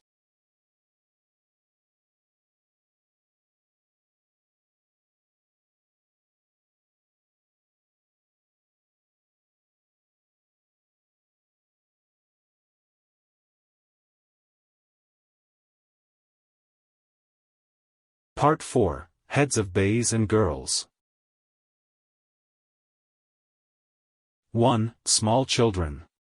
Let us understand that no branch of art can be reduced completely to a formula without endangering the very art that must go into it. We do, of course, seek ways and means to an end, and that end is correctness. Art, however, is not the justification of correctness. Art is not always perfection. Let us say that art is truly a form of expression, and full expression cannot be limited by formula, but only guided toward greater meaning and truth. African sculpture has expression, and because of that it is art. It is certainly not truth as we know it, but it may be truth with a greater meaning as they know it. We may reach greater truth by simplification and even by subordinating minor truth. Detail may be minor truth but without real significance. Each hair in an eyebrow is detail and minor truth, but carries little significance. Each blade of grass is detail, but we may be more interested in the whole hillside and the effect of sunlight on it.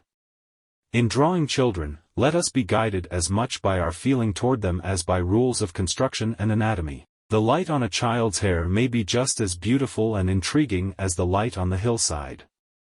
The glint of mischief in the eye of a young boy may really be what we are drawing, more than the perfect anatomical construction of that eye. It is easy to become so absorbed in technicalities that we miss the purpose.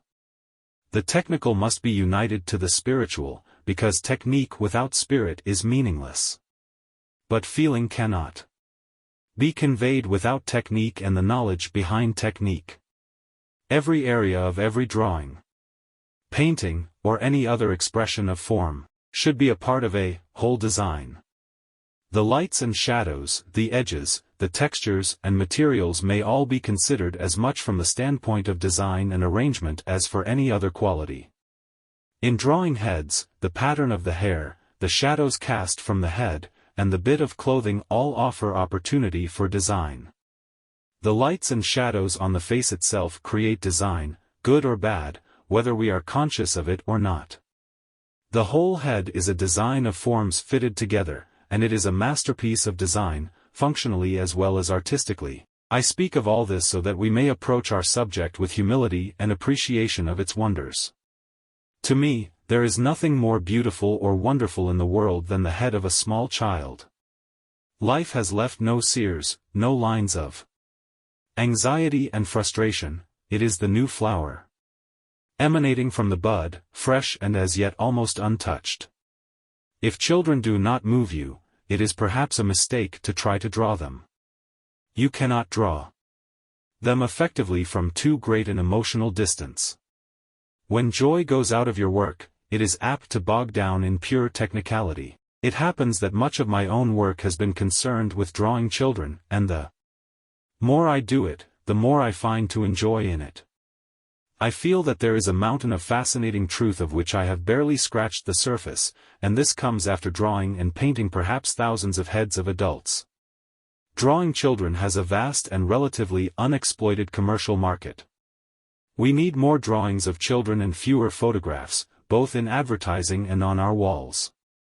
The fact that children cannot sit still need not discourage you. You can trace from photographs and still raise the quality of your rendering beyond the purely photographic detail to a more artistic expression. Plate 59. Proportions of the little boy's head. In the small boy, the up and down proportions are about the same as those in the older baby. But now the face is relatively narrower, coming well inside the square in the front view. The eyes appear smaller, because they do not grow and the face does. We can only use the large, button eyes for very young children. The jaw and chin of the boy pictured above have started to grow, making the chin more prominent.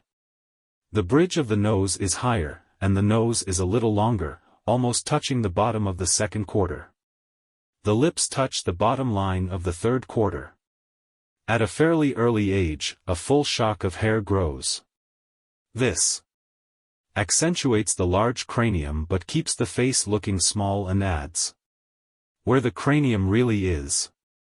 It is hard for little boys to sit still, in drawing them, as in drawing babies, practice from photographs and clippings. Note that the ear is coming up to the halfway line. Little boys' heads seem to extend far back because the neck is small and the muscles which attach to the base of the skull are not yet developed.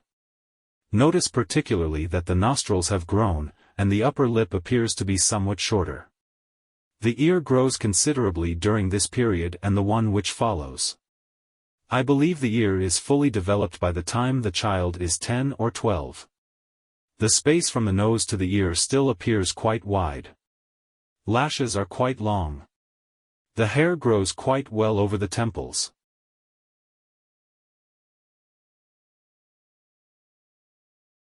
Plate 60. Proportions of the little girl's head. The proportions of the head are practically the same in little girls as in little boys. Little girls are characteristically wider at the eyes, and the jaw and chin are rounder. Very often, the crease of the upper lid hardly shows over the eye. All the lines of contour are usually rounder in girls. Knowing this helps you make a little face more feminine. Blocky or squarish forms give a little boy a more rugged look. In little girls, the forehead tends to be higher at an earlier age than in boys. Some authorities claim that certain qualities of mentality develop faster in girls than in boys. This may account for the higher, wider forehead, I cannot say.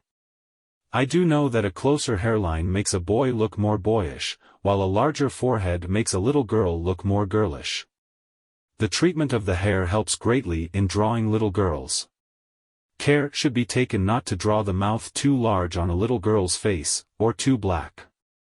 This can easily give an adult look, or a theatrical effect, not pleasant in children. The little girl's neck is round and small in proportion to the head.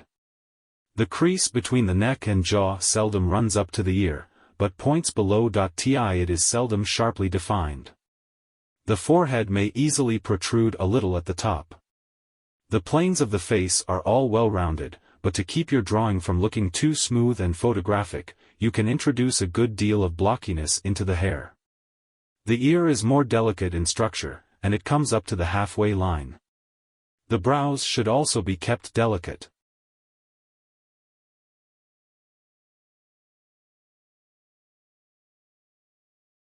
Plate 61. Construction of the little boy's head.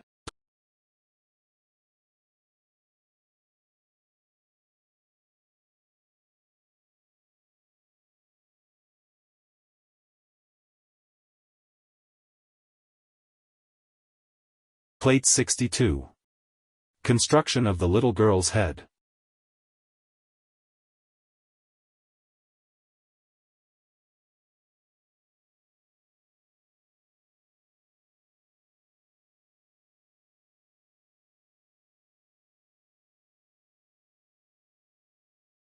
Plate 63.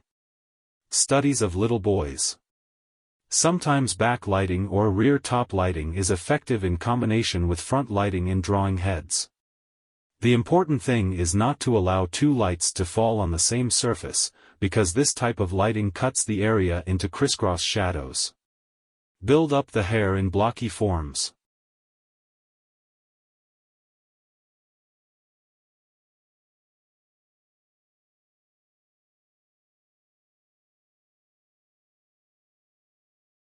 Plate 65. More little boys. As one progresses in the drawing of children, he becomes impressed with the distinctive character and personalities he finds. Children register as many feelings and emotions as adults, and much more freely and obviously. As we grow older, we learn to hide our real emotions, sometimes too deeply. Most children are much more truly themselves than adults are. Plate 66. More little girls. It is much easier to show a child's expression in a drawing if we catch it first with a camera. Their changes of expression are lightning fast, and no child should be asked to hold an expression.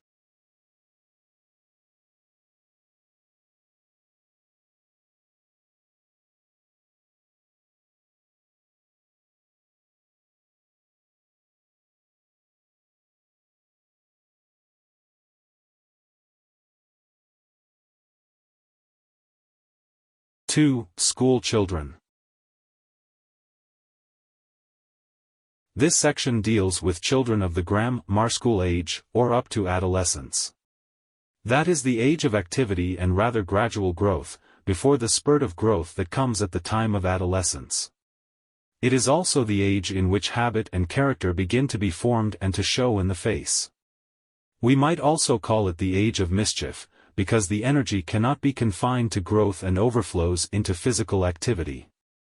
It is most important to learn to draw children of this age with a smile not only on the face you are drawing, but on your own face. Almost 100% of children in advertising must appear as both active and happy.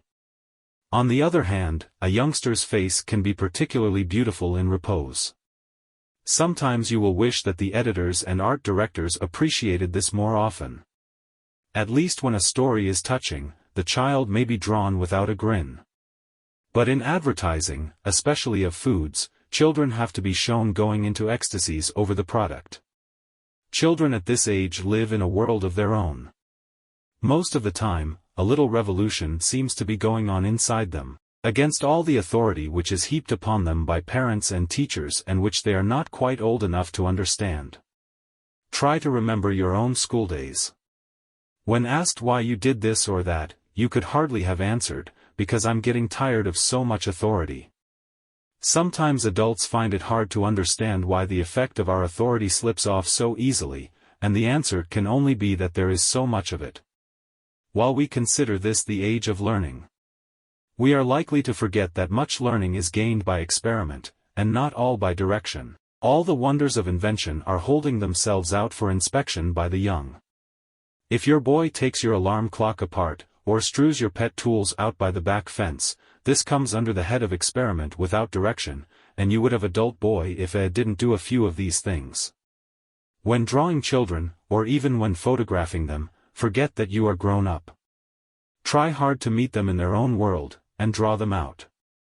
A child who is afraid of you or who shuts you out is not going to be himself, and so will not be a good model. if you are interested in conveying the spirit of childhood. That spirit lies in their faces only when they are free of authority. Watch their faces change when authority descends on them. I am not speaking against authority itself, I just mean that it does not photograph well, and resentment or sulkiness certainly does not make an attractive picture. Since proportions have already been thoroughly discussed, you can learn from plates 67 and 68 to apply them to the faces of school children. It is helpful to understand them, but merely to get them right is not the ultimate objective. Plate 67. Proportions of the schoolboy's head. Children between 8 and 12 are more difficult to draw than either very young children or adults. The character of the head is pretty well established by this time, and some children have even taken on quite an adult look. But there is a trick to indicating this age group which is quite dependable. The eyes have moved up to touch the halfway line, and the space from the hairline to the top of the head is 3/4 of a unit instead of 1/2 unit, as it is in the adult. In the adult, the halfway line cuts through the middle of the eyes and out through the outer corners, while in the child approaching teen age the whole eye is below this line. The nose is still slightly above the second quarter division in the lower half of the face. The lower lip touches the line of the third quarter division. In boys, there is notable development in the ears. The mouth loses much of the baby look. The second teeth have replaced the baby teeth and the jaw has developed to accommodate them. The nostrils develop and the cartilages of the nose spread. The bone to the bridge of the nose develops a little more slowly, so many boys retain a turned-up nose until they are well into their teens. This is the age of freckles. It is also the age of mischief and carefree happiness, as the expressions show. The hair is unruly, the front teeth look large. While the front of the jaw develops, the rear of the jaw to the corner below the ear does not develop until later.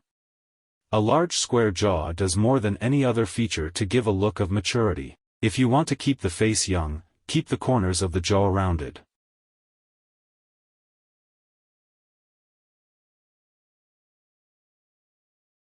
Plate 68. Proportions of the schoolgirl's head. Young girls seem to mature faster than boys as far as facial characteristics are concerned. Most girls acquire a fairly mature look quite early in their teens. As I mentioned earlier, they usually have higher foreheads, and the hairline is well up. The cheeks are rounder and there is often more space in the front view between the corners of the eyes and the edges of the face where the ears attach. It must be remembered that here we are dealing with averages. There are always variations and exceptions. Photographs of girls 10 to 12 years old often look more mature than the children actually look. Sometimes this is because we are seeing only the head and shoulders, and not the head in association with the rest of the body. In a girl of 13 or 14, the head is almost full-grown, while the body is not. Full lips are always appealing in the face of a young girl, and roundness rather than boniness. Girls as well as boys often have freckles at this age, but do not overdo the freckles in drawing girls. To draw heads of children of this age group well, you will have to practice on a great many.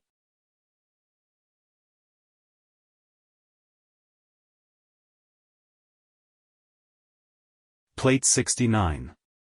The 4-division schoolboys. If you plan to do advertising illustration, or are already in that field, you will find drawing growing boys and girls very remunerative. Practically all foods are advertised to mothers with growing children and the children appear in profusion in such advertising. You can practice from the heads here, or find others in the women's magazines that offer excellent practice.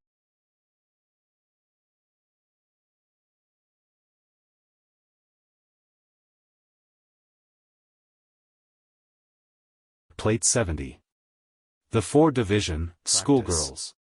At the right, above, we have the usual quarter spacing.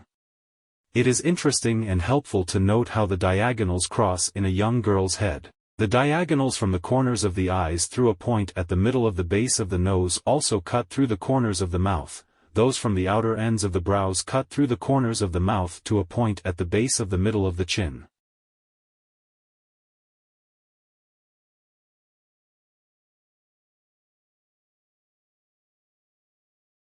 71. Sketches of schoolboys. These heads have been left in outline, since the outlines will probably be more helpful than the finished heads. There is a wideness to young faces that is more felt than measured. In drawing young people, it is particularly important to trust your feelings. Once in a while, a face will look older or younger than you intended, no matter what you do. In that ease, the best thing to do is to try another subject.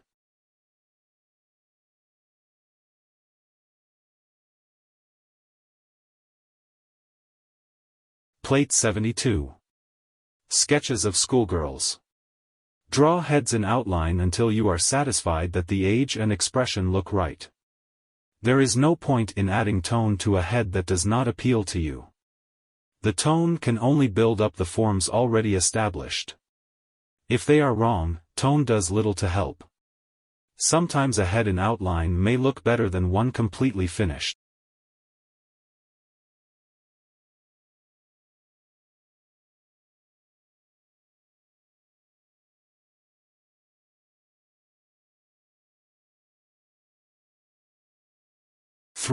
Teenagers.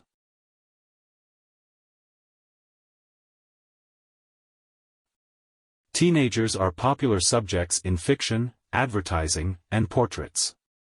Since the proportions of the head are so nearly those of the adult head, we are almost back to where we started, but I hope with much more understanding in drawing teenage boys and girls we must take into consideration the great variety of types. In boys, bony faces with well-marked muscles are associated with athletic types. The muscular activities contribute to a certain leanness. Some boys grow so fast they are robbed of some vitality, others simply do not lean toward athletics. Another type of teenage boy has a round face, long legs and arms and large hands and feet, tends to drape himself over anything suitable to rest upon, and hates effort, especially home chores. As a rule, these boys develop more energy later when they attain full growth. Since most teenagers, girls as well as boys, are big eaters, if they do not exercise, they have a tendency toward fatness. Fortunately, they lose most of this excess weight in the spurt of energy that follows full growth. Treat teenagers with as much understanding as possible. Remember that this is the age of the first big heartthrob, the age when the urge to be different from their elders comes out in every conceivable fad, in dress, hairdo, and personality. Study teenagers closely to catch the spirit, for youth is elusive in more ways than one. Now that we are completing our study of heads, you will find it rewarding to review parts of this book which might have given you trouble earlier. The new drawings should show great improvement over your first ones. You will find everything much easier, and will also have gained confidence from your practice work. Plate 73. Proportions of the teenage boy's head. The proportions of the head in teenagers are almost identical with adults, the difference is largely a matter of feeling. In boys the bone structure has become quite evident, though it should not be stressed as much as in men's heads. There are no noticeable lines. The flesh is firm and still inclined to smoothness. The checks are smooth without much definition of the muscles. The jaw has developed considerably in a short time, the bridge of the nose has taken permanent shape. As the jaw and cranium have grown, the ears appear smaller in relation to the whole head than they do in a little boy. The cartilage of the ear is now well defined, the ears have lost much of their roundness and taken on more angular lines. The hair has moved back somewhat from the temples. The brows have definitely thickened. The lips are fully developed in size. The chin has come forward in permanent shape. The only bone not fully developed is the corner of the jaw. This continues to develop, research shows, until the age of 20 or more. I suspect the cranium itself does not reach its maximum growth until full maturity, though further growth does not perceptibly affect the proportions of the head.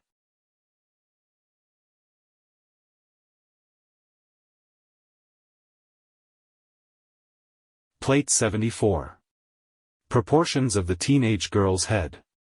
16 is traditionally the perfect age for girls. By that time they have lost the gangliness of fast growth, and all is smooth, round, and fair. Now that girls also engage in athletics, their faces tend to show more muscle than did those of their mothers at the same age. But the predominating quality is youth. The faces are unlined, full of freshness and vigor. These things are important in portraying young people, because the actual proportions of the face change very little from 16 to 60. The jaw in the girl may develop a little, but hardly enough to affect the drawing of the proportions much. That is why the artist must more or less feel the age he wishes to draw. It is quite important to obtain good material to work from.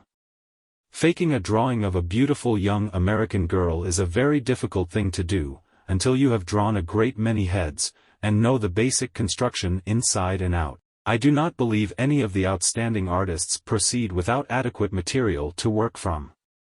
Beauty, remember, is largely a matter of perfect proportions and perfect placement of features.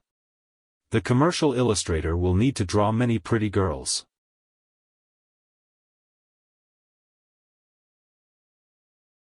Plate 75. Teenage boys.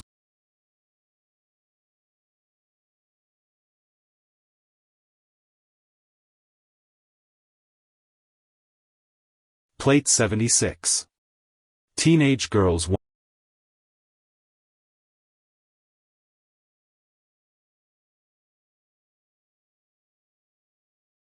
Part 5, Hands.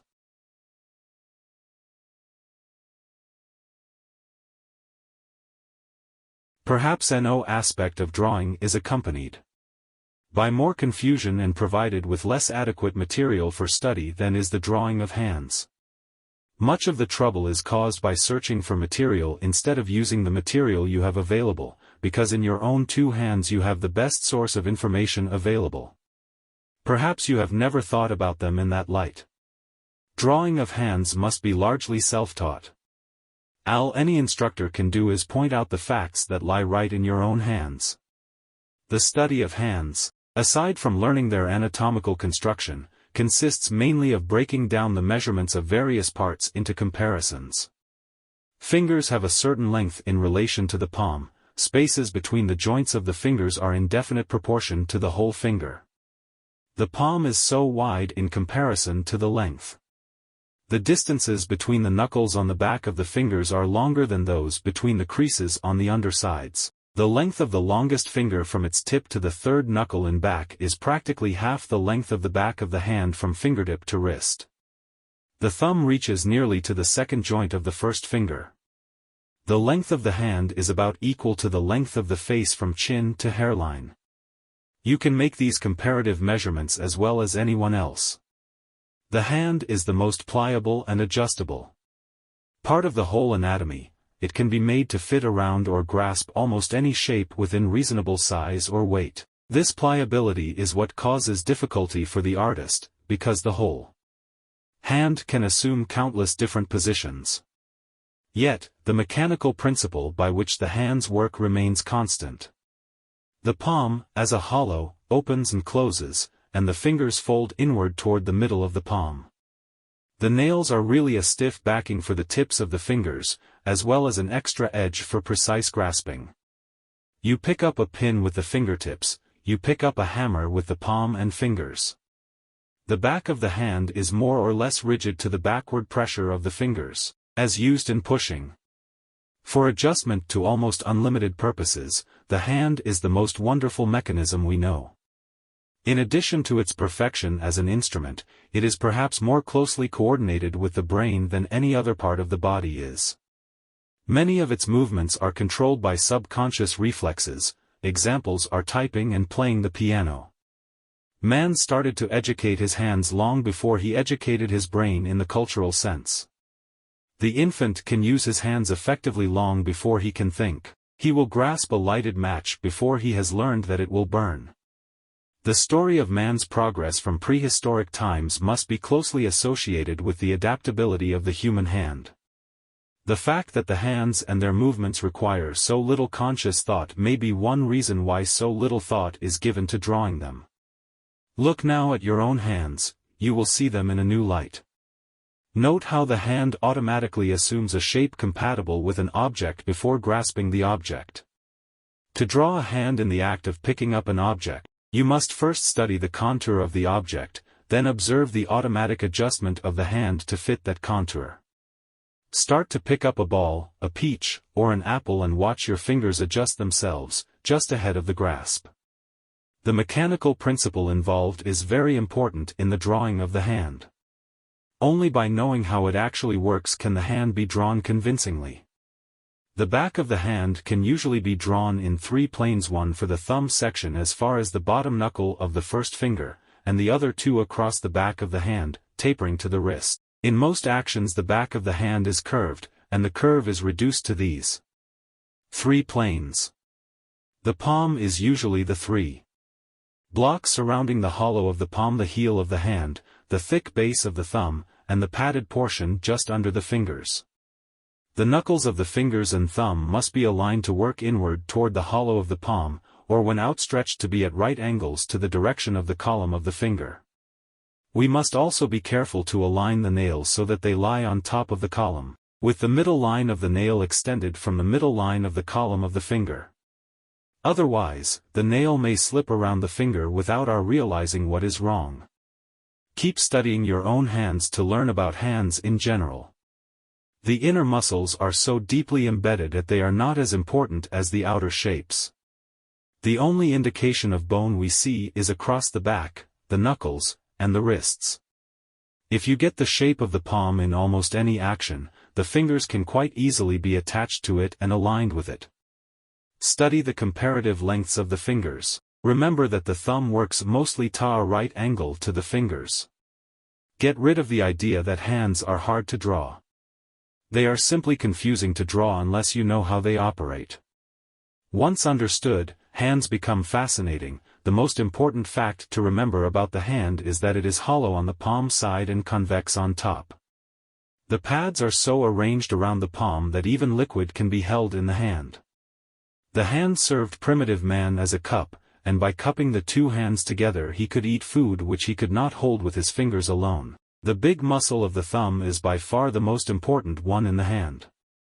That muscle, combined with or in opposition to the pull of the fingers, gave man a grasp powerful enough to hold even his own weight in suspension. This powerful muscle held his club, his bow, his spear. Animals depend upon the jaw muscles for existence, but we might say that man depended upon his hands. When you have mastered the construction and proportions of the hand, plate 7 to 85, you will find it easy to use your knowledge to show the special characteristics of women's hands and those of babies, children, and older people. Plate 77. Anatomy of the hand. Note the strong tendon which attaches to the heel of the hand, and how, on the back of the hand, the tendons are grouped to pull the fingers out. The operation of these tendons seem marvelous, for they can operate all the fingers together from inside or outside the palm, yet can control each finger separately. The muscles which pull these tendons are located in the forearm. Fortunately for the artist, most of the tendons of the palm are buried deeply and do not show. In babies and young people, the tendons on the back of the hand are hidden, but they are much in evidence in the hands of adults and the aged. Plate 78. Block forms of the hand. The bones and tendons across the back of the hand are close to the surface, those around the palm and inside the fingers are thoroughly padded. I have blocked out these pads so you can familiarize yourself with them. Note the extra thickness of the pads of the thumb muscle and the heel of the palm. At the base of each finger there is a pad. These combine to make a pad across the top of the palm. The pads of the fingers protect the bones inside. Since these pads are all pliable, they provide an even firmer grip on objects, much as the pliable treads on an automobile tire grip the surface of a road. There are no pads on the top of the hand, though the pad at the outer edge on the little finger side can take a tremendous blow, especially with the fist closed, without injury to the hand.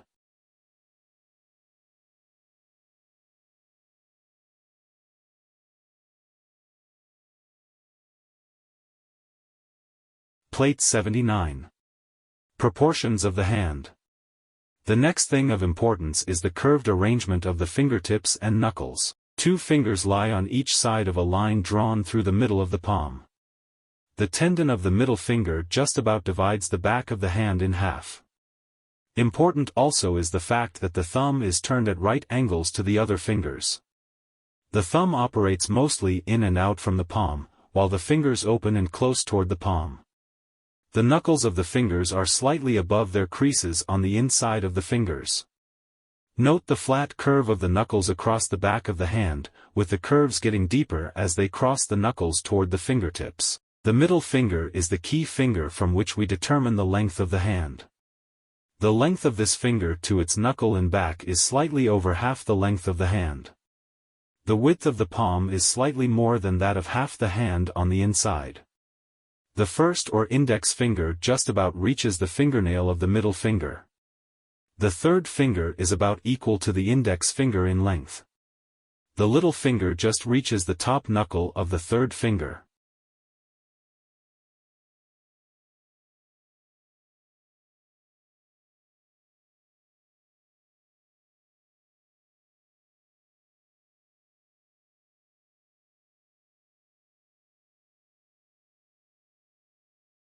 Plate 80.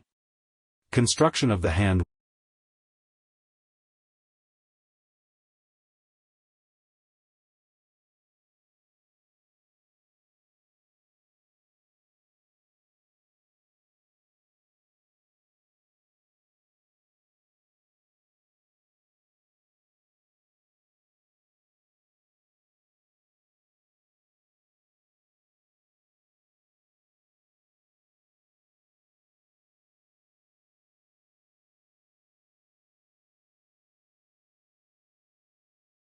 Plate 81.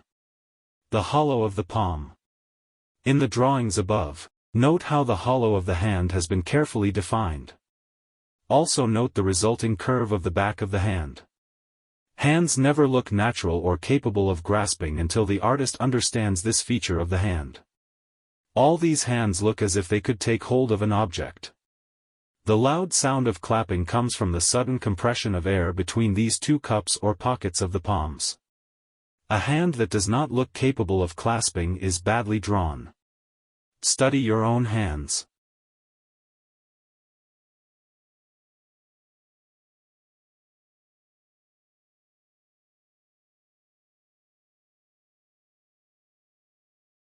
Plate 82.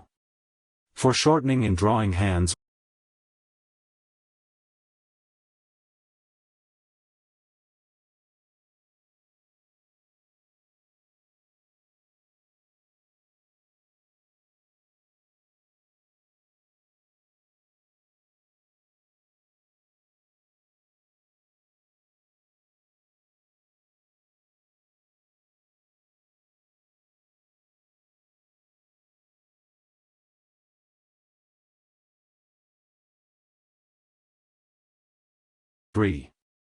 The hand in action.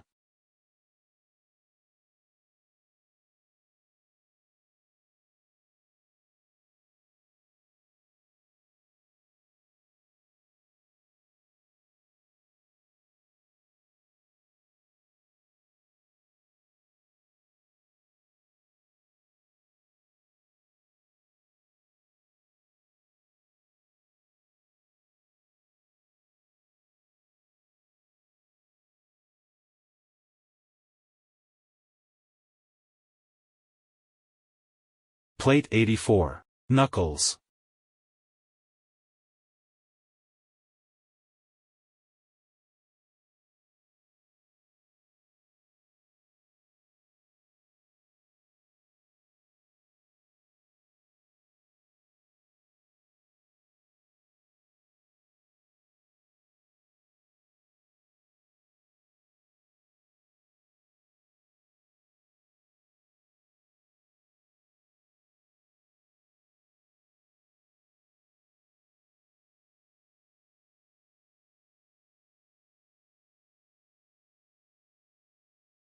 Plate 85. Drawing your own hand.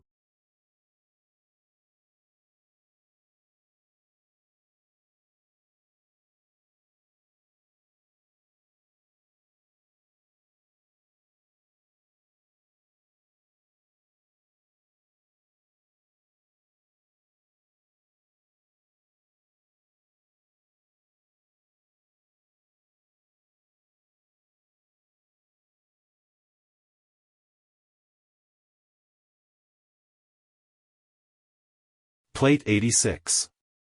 The female hand. Women's hands, like their faces, differ from those of men chiefly in having smaller bones, more delicate muscles, and generally more roundness of planes. If the middle finger is made at least half the length of the hand on the palm side, it will be more graceful and will characterize the hand as feminine. Even though feminine hands are slim, they still have amazing tenacity of grip. The long fingernails, oval in shape, add charm.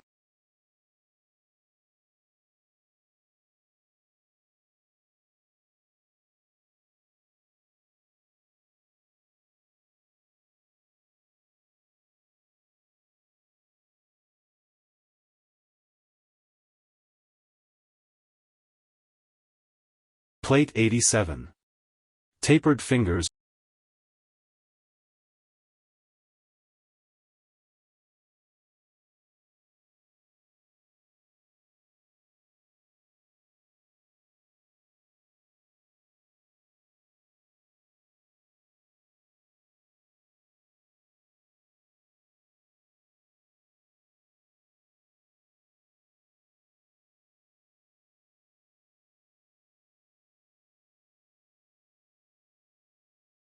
Plate 88. Make many studies of hands. There is only one sure way to learn to draw hands, and that is to draw many, many studies. With hands, more than with anything else, proper spacing is essential.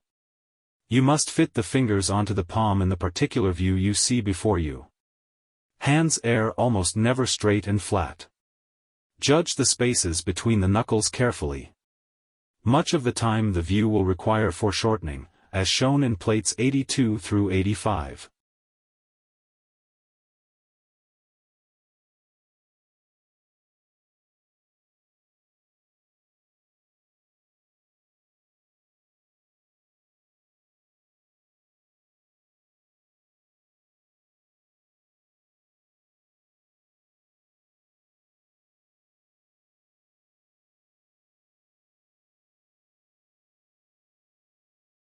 Plate 89. The baby hand. Babies' hands are a study in themselves. The basic difference from adults' hands is that the palm is relatively thicker in relation to the small fingers. The thumb muscle and heel of the baby hand are proportionately very powerful. Quite young babies have a grasp equal to their own weight. The knuckles across the back of the hand are buried in flesh and are indicated by dimples. The base of the hand may be entirely surrounded with creases. The heel of the hand is much thicker than the pads across the top of the palm.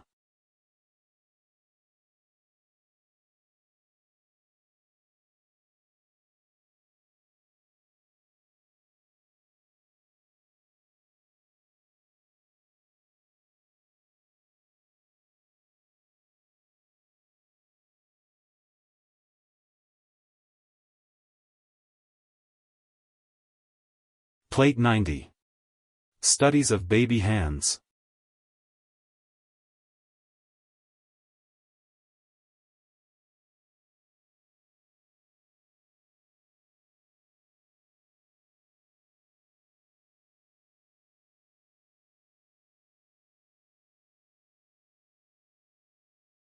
Plate 91.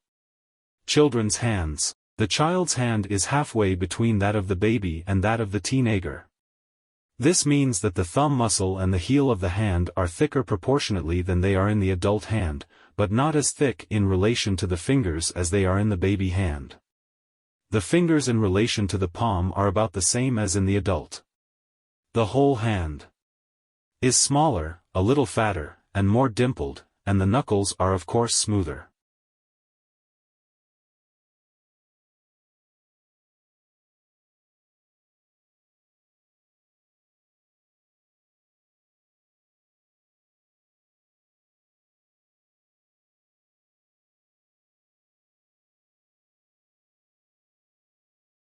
Plate 92. The proportions remain fairly constant. At grammar school age there is very little difference between the hand of a boy and that of a girl, but at adolescence there is a big change. The boy's hand is much larger and sturdier, showing development of bone and muscle. The girl's hand never develops the big knuckles of the boy's, since the bones stay smaller. The heel of the hand develops in the boy, but stays much softer and slimmer in the girl. In the boy's hand, the fingernails as well as the fingers are slightly broader.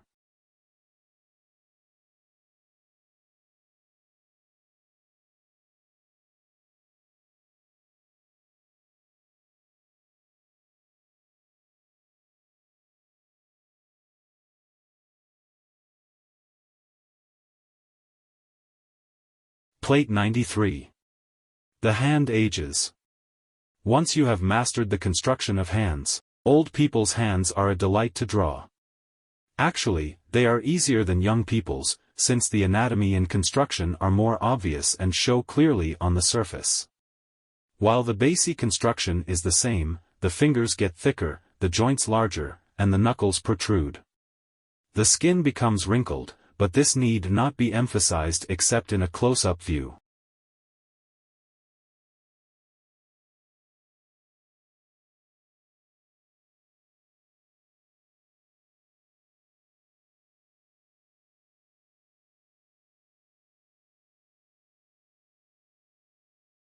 A farewell to the reader. In concluding this book, I want to thank the readers of my previous books for their very kind letters.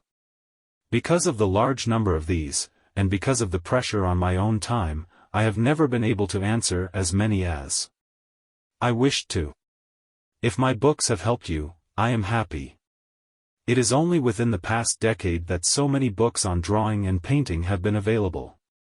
Perhaps another seems superfluous, but in investigating before starting this one, I found very few which concentrated on heads or hands. Both are so important to commercial and portrait artists that I have undertaken to fill the gap.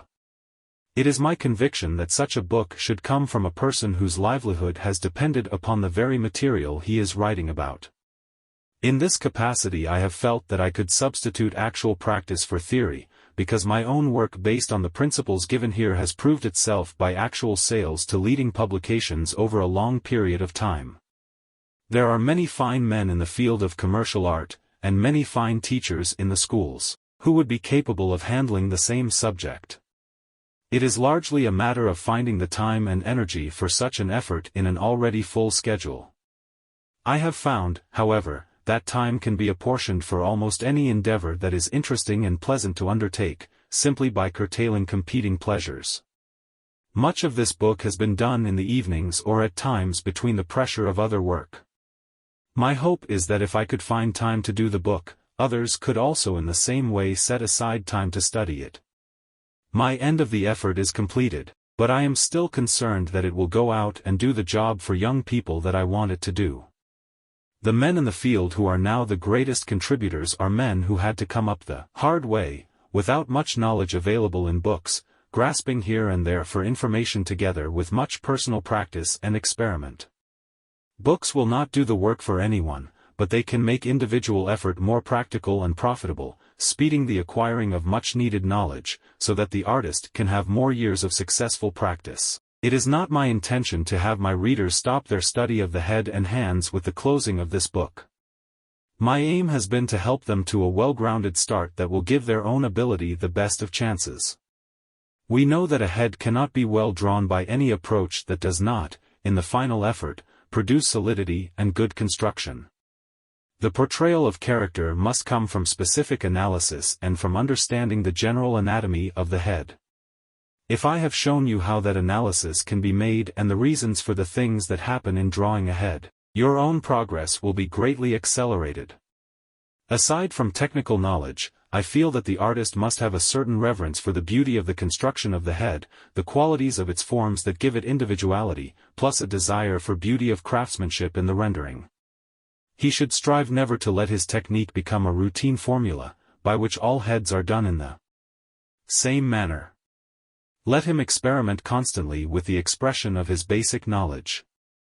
Some heads can be done best by suggestion, others by complete detail and fidelity to life. Some will be more interesting if rendered in line, others by tonal suggestion.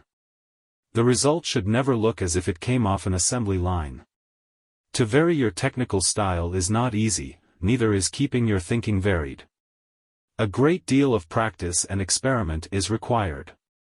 A very fine idea is for a group of young artists to organize a sketch class, meeting once a week, sharing the cost of a model and other expenses.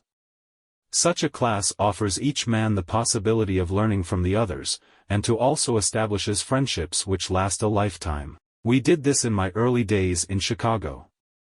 Many of the men in that group have forged ahead in their fields, and some are doing the outstanding work of the country. While each must be credited with a great deal of individual effort, there is no doubt that all gained from the collective experience. Of course, any person intending to make a living at art should attend a good art school if possible. But training need not stop there. In the group I mention, all the fellows had finished their academic work and already were active in the field, but they were all interested in learning more and so organized this informal clinic. I have enjoyed the preparation of this volume, even if it turned into a mountain of work. I wish every reader the best of luck, and I hope that each will find something in these pages that will be of lasting value. For those to whom drawing is a hobby rather than a profession, I hope the simplification of their problems will bring them still greater happiness in their chosen pastime.